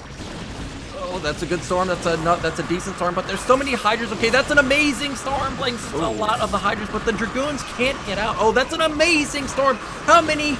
Oh my gosh, how many Hydras just died to those storms? Well, it almost doesn't matter. Okay, that last storm was massive. And look at Protoss' supply. I think Dragon actually has a lot of units inside of his main that are just bugging out. Yeah, they're bugging out. Oh my god, dude. That wasn't even his whole army. That's what I was saying. If he could just get out, he would have slammed that army even harder than he did. Now, as we talked about, there's still no lurkers. Around us, Zealots might just seal the deal. Look how many goons there are. Yeah, he should not make any more Dragoons. Should just be totally into Zealot production and all the gas into Templars and just kind of rally in Zealots and attack. But Dragon's gonna try and take a third base first. Just okay, you can respect that. Okay, no, he's just putting down a pylon. Yeah, I was I mean, he is going to get the Nexus. So that might represent a couple of gateways not queuing Zealots. He doesn't necessarily want to go all in here, but he has such a sick timing if he just attacks the Zerg player, and his upgrades are solid 1-1 upgrades. I don't think +2 is finished for Zerg, so these Hydralisks are not dishing out as much damage as they could be. Nice Storm there, and so many Dragoons left over. If DragOn just rallies Zealots at this point, I think 8-gate Zealot production is just going to overrun any Hydralisks that are made. Yeah, and he's going to have high ground advantage too. Templar does not get off the Storm, but that's going to be a dead hatchery. And look at the supply, 50 supply lead for DragOn. And again, we have no AoE for the Zerg player.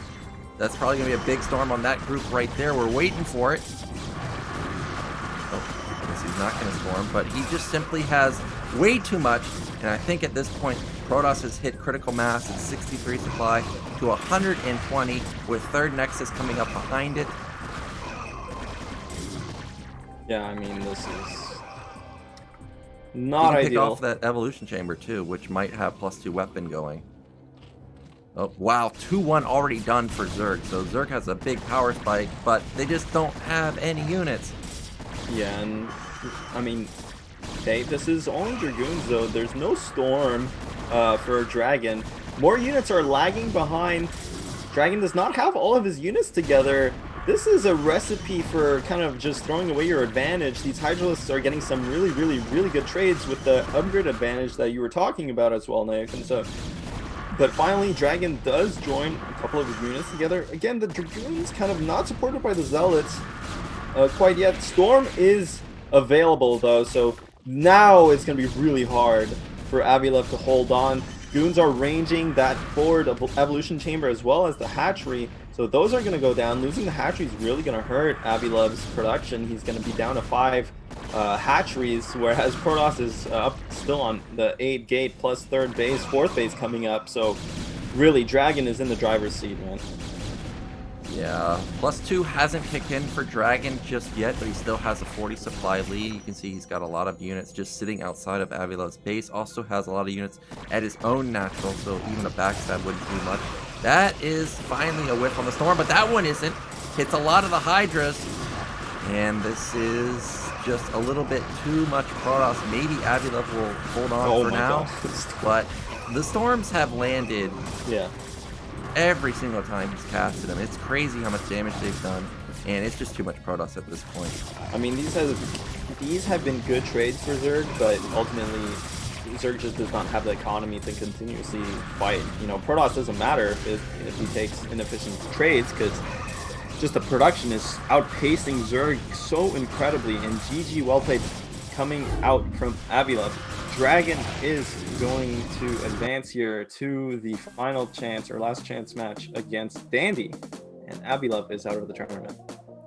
Yeah, and we were kind of skeptical of Avi-Love's level after the Dandy games, but honestly, his games versus DragOn looked pretty good, other than just literally eating the Storms over and over and over. If he was able to dodge even a couple of them, he may have been able to snowball it in his favor, because his macro was sick. He had so many drones at his 3rd and natural. He had 6 hatches. He had 2-1. He's taking his 4th base. He was in a dominating position. And remember, the arc outside the natural was crazy, but the Storms were endless and killed everything. Well, just a little better micro.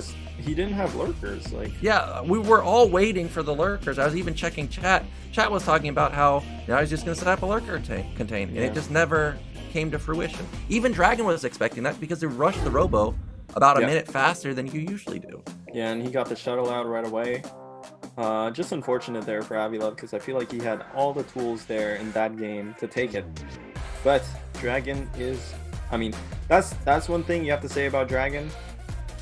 His strength is those fights, and he played to them beautifully, stormed perfectly, and just solid play from him. So that's going to be it for Avi-Love from versus DragOn. Avi-Love out of the tournament, but showed a decent effort here today. And now we're going to see who's going to get out of this group in 2nd place. But first, we are going to go for a quick break. Don't go anywhere. Logan has like 10 race, so he's going to be decimating this Immutable when it comes in. Oh, wow, these mutas are so far forward with no vision at all. Meanwhile, it does deny the turret. Overlord does now come in, and this is going to give October Zerg the vision he needs. That's great muta control, but it's also great Wraith control. Now Marines are still not in the bunker, but look at how fast those Mutalists end up dying. Goodbye. And that's going to be a GG any moment now. Yeah, that's it. Here. I mean, Terran is just so far ahead. But well, this is about the best trade that mutas are going to get. He catches the Wraiths, but look at the control from the Wraiths. The Wraiths are firing, and the mutas are not firing.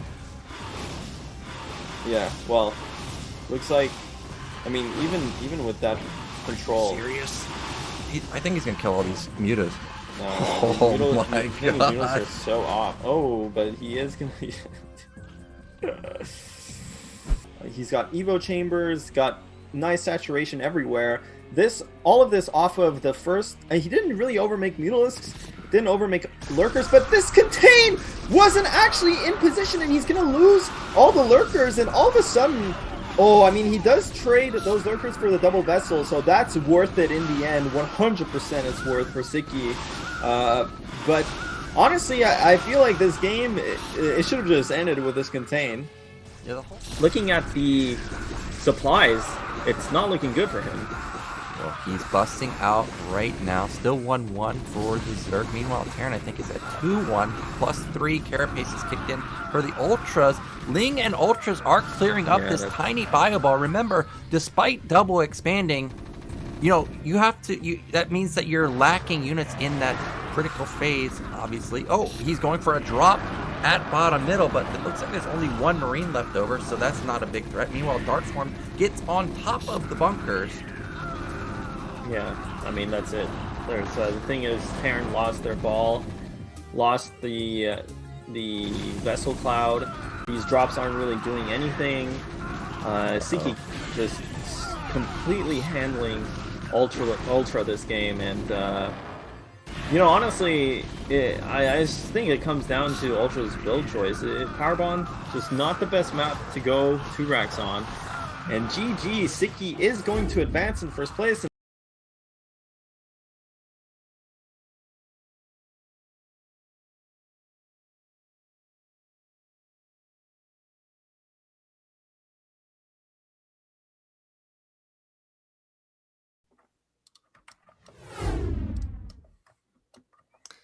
All right, guys, we are back. We're going to get into the final series of the day. It's going to be Dandy versus DragOn. It's going to be the first TVP we've seen in the round of 16.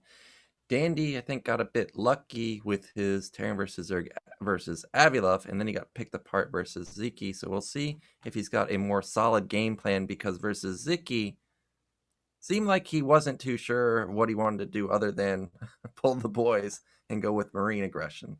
Yeah. And we're just going to get straight into the game, right? Okay, so... yeah, I mean, Dandy has had some ball-to-the-walls play here in TVZ. I've seen Dandy's TVZ. I've seen his TVT. I haven't seen his TVP in a long time now, so I'm very excited to see what he has here ready against DragOn. Yeah, now my opinion of DragOn is he's very solid with the defense, like we were talking about in TVZ just a moment ago. So when I play versus DragOn, I hate going for timings, but we know that the 3-tank Marine Vulture Rally is a common thing these days, so we may see Dandy try and pull out a victory with that move. First map is going to be Blindside, so let's find out who's going to be our second winner in Group A.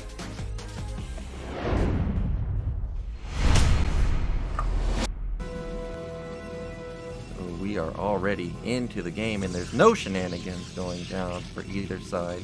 We didn't get to see the gas timing for Dandy, but it looks to be just standard 12 gas, which I find kind of unusual, because we were talking about how far the rush distances are.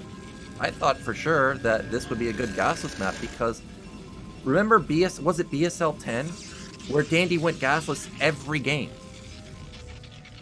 Yeah, but at the same time, this is a good 12 Nexus map, so I can't really blame Dandy for going for this gas. You really have no counterplay against 12 Nexus if you don't go for an early factory. Like, And we know how incredibly strong, especially on a 2-player map, 12 Nexus, because you can get the scout off as Protoss. Of course, okay, this is neither player is going for. Dragon isn't going for 12 Nexus, but if Dragon goes for 12 Nexus and Dandy goes for gasless expand, then Dragon gets full scouting off as well. And against gasless, you can just skip the zealots entirely, so you can go straight into 2-gate goons with a strong economy, and it's just so incredibly oppressive, the advantage that 12 Nexus gets in that situation, that I kind of get why Dandy would go for a gas. You know, because at least if you're going for a factory expand, then you have options. You can get mines out onto the map, you can get Vulture speed out, you can get a dropship out. But with gasless, you just can't really do much against 12 Nexus. The probe comes in. SCV tried to deny it. I'm kind of surprised that Dragon committed with this probe, because he did know that this was not a gasless expand since there was no command center. And you know, he's not playing Terror or somebody that does a lot of crazy builds. Like, this is Dandy. He's just going to play you pretty much straight up. Okay. Thankfully, that probe gets taken down. Now, this is interesting. He goes for a 3-Marine bunker. Yeah. And usually you skip the bunker if you go for 3 Marines. Meanwhile, SCV comes in for a secondary scout, spots the Nexus, and is going to be denied. Oh, he drilled onto a mineral patch, and he does manage to get in. Yeah, so both players kind of knowing what's up. You're right, this command center from Terran is a bit delayed because of that 3rd Marine and even the bunker. You know, if there's on this map, you can be kind of like Zealot opening is not as strong, because again the rush distance is huge. But it is what it is. The Nexus is going to be up before the command center, so overall that is really nice for Protoss, and that's a Citadel of a Dune. Yep, delayed DT is going to be the move. As I mentioned, the 3-tank Marine Vulture Rally is a very common build these days, and a lot of players have just been hard countering it with DT. Now, we may see Fast Armory. Oh, there's an Academy. So this is decently quick, but not... Okay. We're up to no good here. That's going to be a DT drop. And the scary thing about this isn't necessarily the DT drop. What's scary about this is I think this comsat is going to line up at a time where he's going to scan and then not have a second scan. Well, we'll see. I mean, you know, generally if you get the comsat, you want to, yeah, with the armory. Well, this is, oh no, this is not the build. This is not the build. Yeah, well, when you go factory expand, you want to get the armory first and then the comsat. But this comsat is a bit too early. So that's going to cut into his build quite a bit. Like, that these SCVs are not going to come... Yeah, in any case, it doesn't really matter. But the thing with the... Yeah, hit me what the thing is. The gypsy thing. You know why I think Dragon's going for this type of build here, DT drop, is that it's actually quite strong against any kind of timing attack or any kind of 3-tank push. Which you would expect Dandy to really like doing. But Dandy's actually playing very, very standard here. But... Oh, he missed the Citadel and the Archive. Are you serious right now? The thing is, this game is already over. Well, after that scan, it might be over, because it's most likely he's going to scan the natural and miss the Citadel completely. Now, Yeah, this does, if he does scan the natural, what he will be curious about is, why do you have gas at your nest? Well, he has comsats. He has shuttle, or he sees the shuttle. Oh no, there's no way. Did he notice? Was he really paying attention? Oh, well, eBay's already done, or about to finish. Now, turret, I've been told, is like 19 seconds. So the turret might be able to get up in time. Yeah, instant turret being placed at his main. But he doesn't have any units there. You can have detection. But if you don't have anything to kill the DT, it doesn't matter how much detection you have. Now tanks are moving into position. What? Does he know? Yeah, he knows. He saw the blur with the Vulture. Yeah. I mean, yeah. the thing is, you don't necessarily always pay attention, but yeah, I do forget that we have kind of like a lower quality preview, so it's harder for us to tell, but probably it was pretty obvious for Dandy. And against DT drop here, 100% of the time you're putting down a command center. But that is a starport. And he's going to be getting 2-1. Yeah, he is going to be getting 2-1. You really, I mean, the thing is though, his armory was late. Like, whatever. I'm never gonna. You know, today I faced the DT drop, and I had. Are you laughing at that, or are you laughing? No. I'm laughing at the thing is, of course. Okay. I had an Artosis moment today where I targeted the DT. It got down to 1 hit, and then I A-clicked, and then it retargeted on a zealot, and the DT got away. I was like, are we serious? Am I having an Artosis moment? But your boy here sieged up, hit his own SCV, and splashed it down. So we were able to salvage that game. Now this is going to be an Arbiter follow-up from Dragon. As I mentioned, when you get into the natural and you see the gas that fast for Protoss, it can only be Arbiter or Carriers. There's no reason to ever tech that quickly or to take your nat gas. So a nice read here from... This is really good for Dragon. Really good? How's it really good? I mean, it's okay. His third Nexus is so fast. Terran's build just isn't... It's not what it should be. Like, oh my god, dude, I'm beginning to sound like a certain person who sometimes casts games and is very, very hostile towards the player, but that's not what I mean. You know, what I'm trying to say here is that, you know, the army came down at like 5:30, which is a relatively late armory. And when it's 5:30 armory, you really want to be getting your third command center on location against something like a DT drop, especially if you completely shut it down, like Dandy did. But instead, he's gonna play the really fast upgrade style, but his upgrades are gonna be a bit delayed here. And now he's stuck on he's now adding factories, but Dragon already has arbiters coming. He already has a third Nexus. Like, this isn't, there's not going to be a strong 2-base timing, and now the command center goes down, but after a bunch of factories. So, like, you really want to have your command center down. The one downside that a build like what Dragon is doing is that it doesn't have a strong follow-up, you know, because they're going to just tech, and they're going to take their base. So, if you were to expand right away as Terran, Protoss has no answer to that. But if you delay your expansion like Dandy did this game, you're playing into Dragon's build. Yeah, you do need to start taking a third base quickly if you're not going to go for a push. He could even take a quick fourth base because, as you mentioned, the downfall with this build, especially with the DT drop, holy moly, is you just don't have that many units. You can see how many goons there are. I mean, what is that, 12? It's really not that much. Supplies are dangerously even for the Protoss player if a push was coming, but we see that's not the case. Arbiter's going to be coming out pretty soon.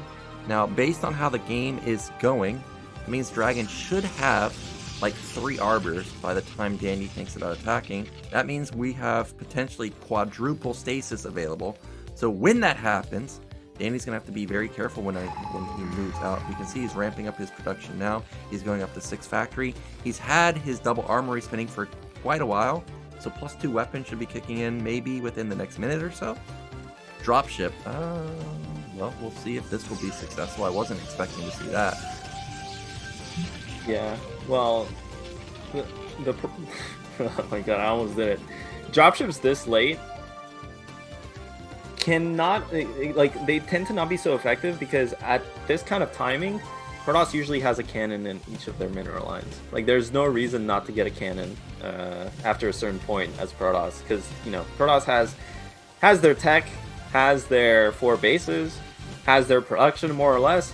Just drop down cannons, make sure your mineral lines don't get disrupted. Now, I don't know if Dragon actually has a cannon in his main. He doesn't. So that's just a mistake from him, and he's gonna get punished severely for that. Yep, a lot of probes are going to fall. Look at these vultures. Do they even have mines? Okay, they do have mines. They just haven't laid in yet. This is going to deny mining for quite a while in the main. Luckily, Dragon has a 4th base, so he can just send the probes over there. But look how long it's taken for him to even get a single goon. into position. It's just, they were way out of position. Meanwhile, Drop is just going to get loaded back up, and he may end up denying this 5th base going up at top left. Yeah.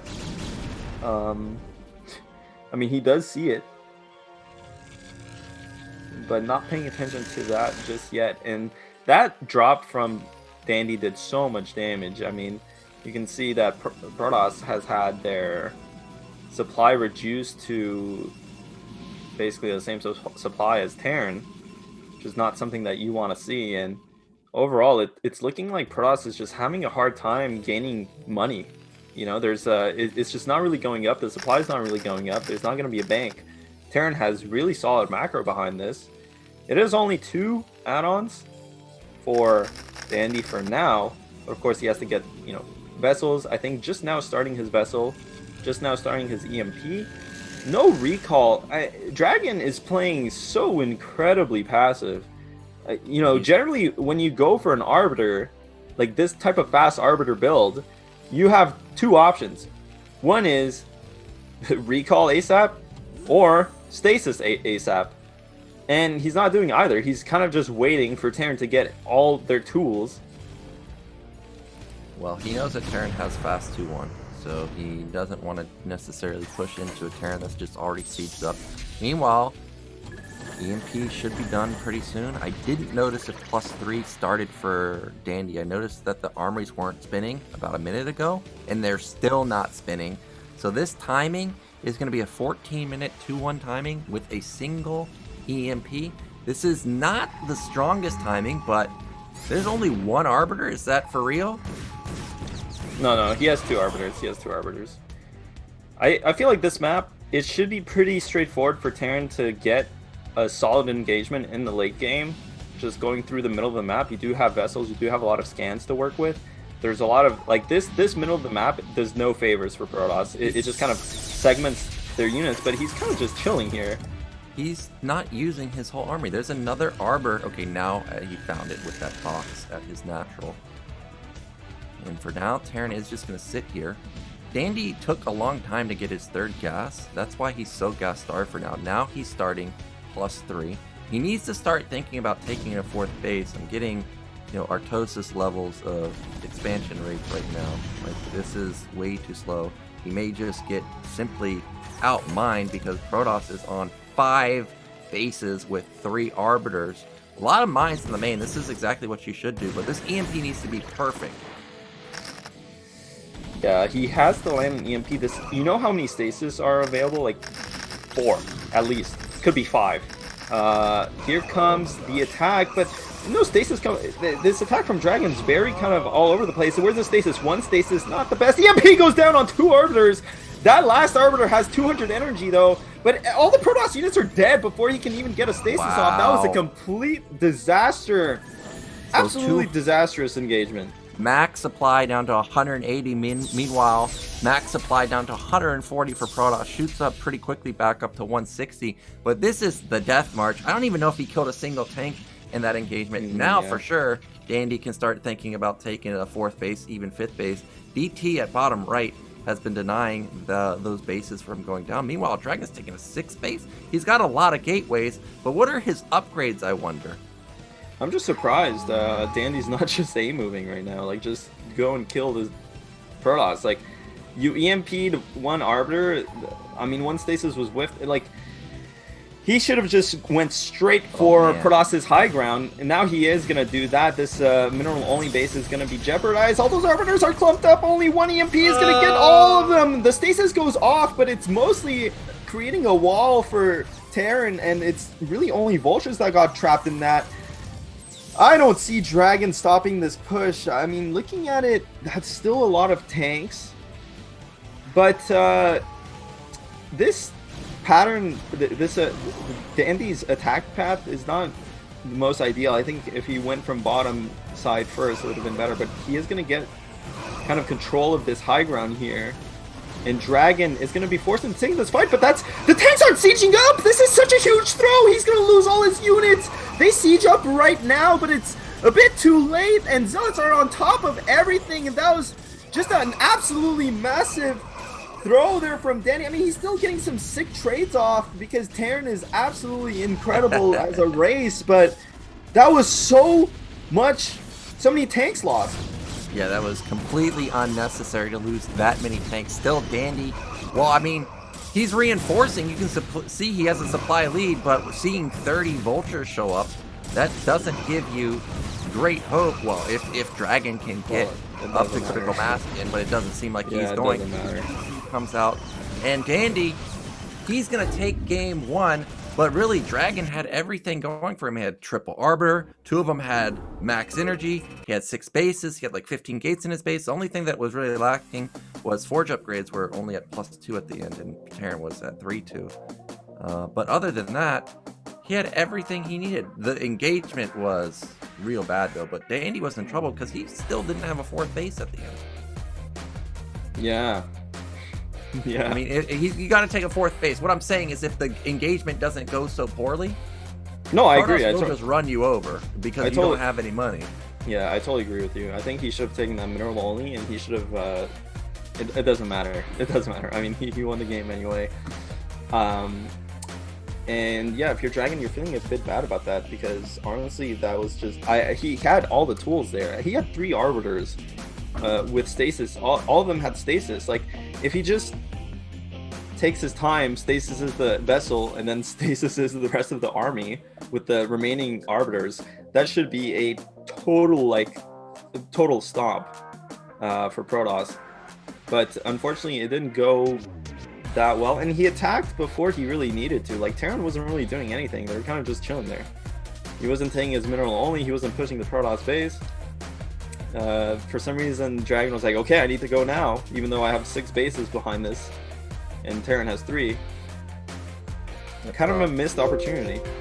He may have thought that Terran might have got on a high ground in the center of the map, and he didn't want to engage there, so while Terran was on low ground, he thought maybe that was his best angle. But in the end, was not the best engagement for DragOn. But despite the loss, I still think he's looking pretty good. He expanded well, as I said. Everything was going well for him.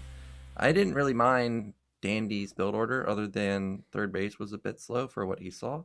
And obviously his engagement was amazing until the very end when he tried to throw those tanks. His macros on point, he had like 10 factories at the end too. So if DragOn can get it together, I can see a comeback being possible, but the EMPs, holy smokes, those were killers. And because how strong those EMPs were, maybe DragOn needed to go into Templar, because at the end I noticed he was building Templars, so maybe he'll think about using them in game 2. Yeah, I'm just looking at the map. Blindside just seems like a really solid Terran map versus Protoss. Like, it's just when... Like, the middle of the map is just really good for Terran. It's hard for Protoss to kind of get engagements, like really solid engagements going. I feel like probably carriers are really strong on this map, so that's something to think about for future games. But definitely, I can see why Protoss, or why DragOn maybe felt a bit uncomfortable dealing with that push, because, like, where do you take the fight, you know? But it is what it is. DragOn did lose that first game. He's up against the ropes now. He has the win, and his map choice is going to be Eclipse. Yep, no shocker here. So let's get into potentially the final game of Group A. It's going to be Dandy versus DragOn. DragOn fighting for his life.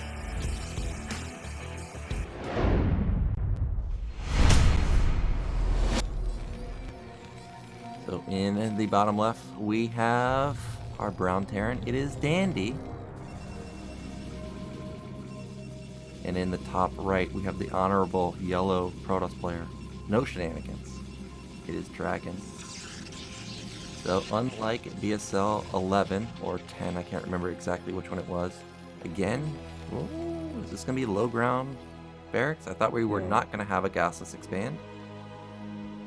No, he's just checking for... Yeah, checking for the proxy gate. Proxy in the gas steal as well. Yeah, I need to step down as a BSL caster, man, because I just want to, like, I have my own thoughts about the games, and, you know, everyone has their own ideas as well, right? And it's totally respectable, but I feel like if you're a Protoss player and you pick this map and you go for this build, like, it's just, what's the point? What's really strong about this map for Protoss is that you can gas steal, you can proxy, or you can 12 Nexus. And if you play a very, like, kind of passive just gate in your main base, this doesn't really abuse the map for you. It doesn't really do much for you. So I feel like that's a missed opportunity, but I know exactly what Dragon's going to do. He's just going to play a really standard game and go into 3-base carriers. He does that every... 3-base carriers? Yeah, he does that every single game on this map. Or, sorry, every single game on this map. I have not seen him not do that. He goes for, like, a very standard opener, takes his 3rd base, adds Stargates, and just goes into carriers. It's every single time it's the same thing. I'd be shocked if it's different in this game. Oh, look at this. 2 fact coming at you as long as this probe gets denied by this Marine. And Dandy, you can't build that second factory yet, man. Probe is coming in. Ooh, barely that Marine gets in time. I can't believe it. Wow. Well, I mean, it could also be a starport. It could be, but starport is... Oh, well, maybe it is. It's a factory on the other side of the map? No. He just put it down. He just put it down in his main. So this is going to be a 2-fact. Second Marine coming. Now, what might give it away is if Dandy builds like 3 or 4 Marines, but really you don't build a bunker and 3 or 4 Marines. But now I think back to the blindside game, he built 3 Marines in a bunker. And this is going to be really hard for Dragon, but I know Dragon is one of those cautious players where we may see like a second gate go up instantly, build a lot of goons. You know, like, the thing with Dragon is that his weakness is not... It's not holding these aggressive builds. Like, Dragon's weakness is that he plays overly predictable and overly safe every single game. Every single game's the same. He never goes 12 Nexus. He tends to go Zealot Goon, though this game he didn't go for the Zealot. He tends to take a slow expansion. He almost never proxy gates. Like, if you just go gasless against him, if you just go really strong economic builds, Dragon also tends to not take his 3rd base really fast. So if you're a Terran and you know, okay, this Protoss player just plays overly defensive, I'm just going to play really solidly economically and overrun him. And generally, Dragon does tend to kind of like struggle with super macro plays. But instead, Dandy's like, no, you know what? I need to all-in him. And look, there's 3-gate Robo. I mean, like, I don't know. Like, it's just... See, I agree with everything you say here, which is why I find the 2-fact so shocking. Because Dragon does what you said. He plays passive. He plays solid builds. You're not going to kill me builds. But at the same time, I'm not going to, be overly ambitious taking a fast 3rd base. So this attack, in a ladder game, is going to be a strong attack. But versus Dragon, well, he only has 3 goons. Let's point that out. But I mean, it's still strong. Like, you can still execute this well, but... Yeah, but Dragon, he can even lose his natural, and he's going to be... Well, I mean, it's not the greatest position. he's gonna build so many goons that he's probably going to be able to get down at some point. Yeah, well... 4 goons is the magic number to 2-shot a tank. However, you can't go to your main right now, man. He thinks it's a drop, man. He's so confused. Think it's a drop. Oh no, this is terrible. Well, this is probably going to be Dandy's game. We're going to see for the first time ever a 2-fact be successful. Here it comes. First Observer is out, and Dragon is really going to be feeling the pain. Yeah, all the goons got down. That's 7 goons. The Observer's out as well. They just have to sit there. It's all about who... Oh! The Dragoon just takes all the mines, pulls the probes as well. Now, the thing is, he's not out of the woods just yet, because, well, he is now. Siege mode is on the way. Siege mode is on the way. There's 2 Factory Vulture rallying. No tanks have gone down, so Protoss can get contained. But already Dragon has done what he needed to do. Push his goons out of his main. Oh, the Vultures are going to get in, but he does have 3-gate goon. Yeah, he should be fine. So he's fine. Okay, so now he just needs to not lose all of these goons to mines, please, please, please! Don't eat the mines. Oh, he gave up his position too, outside of his base. He cannot let Terran just siege up outside of the main. I mean, even if he does, I mean, there's a robotics. Oh, he's gonna lose. Okay, he kills one tank. He does have a robotics plus 3 gate, plus he's been mining for a long time, so he can definitely make like a round of zealots plus a shuttle. Yeah, but he's floating a lot of money. I think now he realized that he's getting contained and just started the shuttle. Now these pylons are going to backfire. No, you're going to eat a lot. He doesn't care. Wow. YOLO in there. Kill the tanks before the bunker's out. But this is such a good trade for Danny. I can't believe this is happening.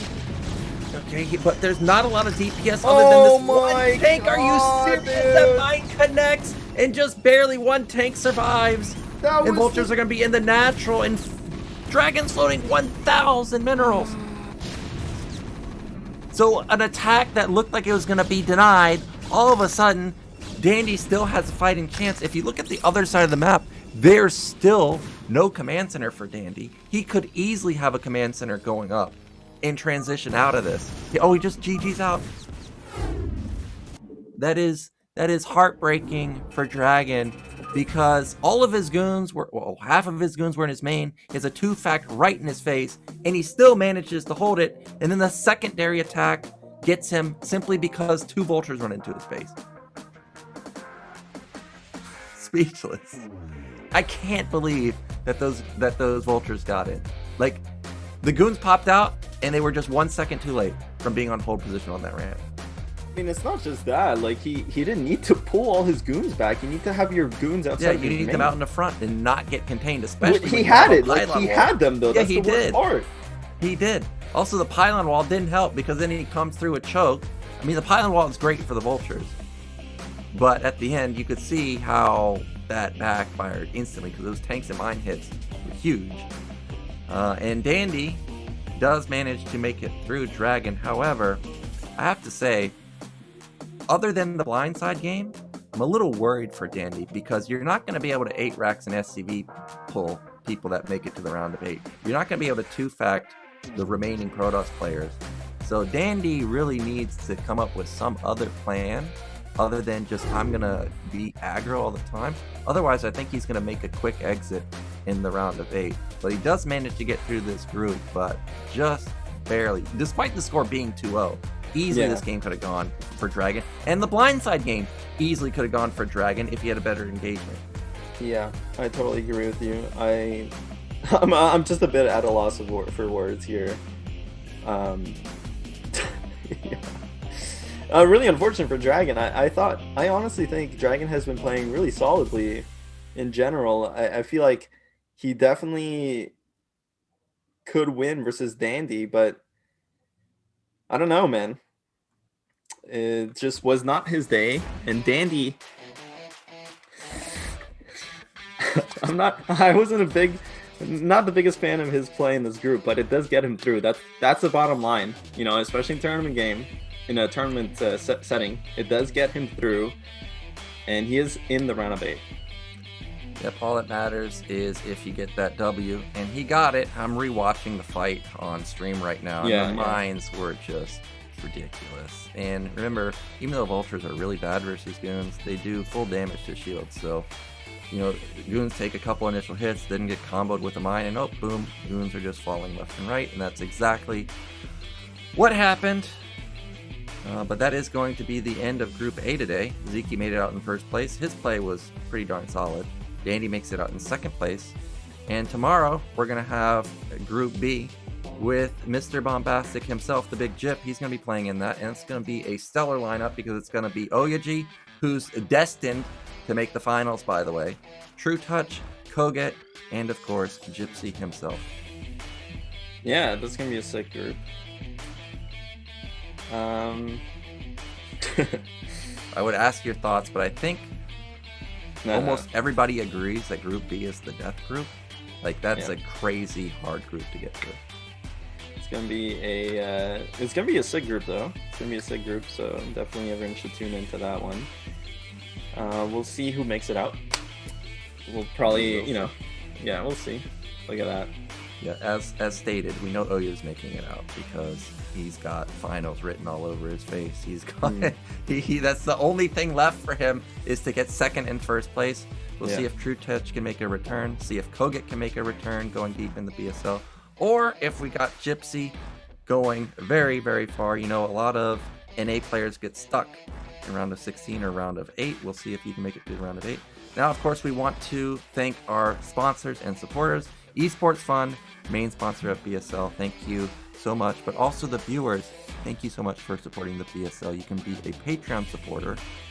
And at the $100 level, we have Star Lover, $50 level, Grail, Striker, FTX, Sony, $30 level, Tupocalypse, Gruglog, Scott Wallfield, and $20 level, Cuz, X Civil War X, Christian Eddington, Mad Cats for Road, Martin, Harsmart, LML, and Lingen Pump. And all you other Patreon supporters, thank you so much for supporting the BSL. Remember, at the $10 level, you can get all the replays from the BSL. So if you see a sick game, you want to copy that build order, make sure you consider becoming a Patreon supporter and get that replay. And of course, we've got the shop. Yeah, the shop, dude. I mean, you gotta get that Super Gosu hoodie. There's a Bombastic Mr. Bomb. Is there a Mr. Bomb? Is it Bombastic or Mr. Bombastic? There it yeah, is, Mr. right there. Bombastic shirt. Yeah. Mr. I keep forgetting. Bombastic. We still need the Mr. Bombastic underwear. I'm waiting for that. But definitely this is a sick alternative to supporting the stream or supporting the tournament. So, you know, instead of just donating or whatever, consider getting a nice t-shirt or socks or mug or anything. And also check out the Bombastic Starleague YouTube channel. You can just Google Bombastic Starleague. And make sure to sub here, guys, because this obviously helps with the visibility of the tournament. And, you know, if you ever want to rewatch a VOD instead of watching it on Twitch, consider watching it on YouTube. And, you know, if you ever want to share a VOD as well, make sure you share the YouTube VOD, maybe over the Twitch VOD. But of course, I mean, make sure your friends are following the Twitch channel. That's most important. Yeah, I mean, that's going to be, I mean, you know, CRVT had a sick fat dono today, and we had a lot, again, my camera just hates me these days. We had a lot of support coming in today in the form of subs and donations, but you can see here, again, we're getting closer to that $5,000 stretch mark for BSL 13. Of course, we are sponsored by Esport Fund, as Nagnas pointed out, but it is mostly a community-run event. So, you know, again, there's a huge thanks to you guys for making the last two. I mean, BSL 10 was, no, so BSL 11 and BSL 12 has been totally community funded. So thank you so much, guys. And yeah, I mean, that's going to be it for today, I guess. Yeah, so again, guys, thank you so much for watching. That's it for Group A. We've got Sziky and Dandy moving out. Tomorrow's going to be the Group of Death, so make sure you watch that, see if the big Jip makes it out. And I, of course, will be casting tomorrow with Seriosity, so I hope you will tune in, and I will see you there.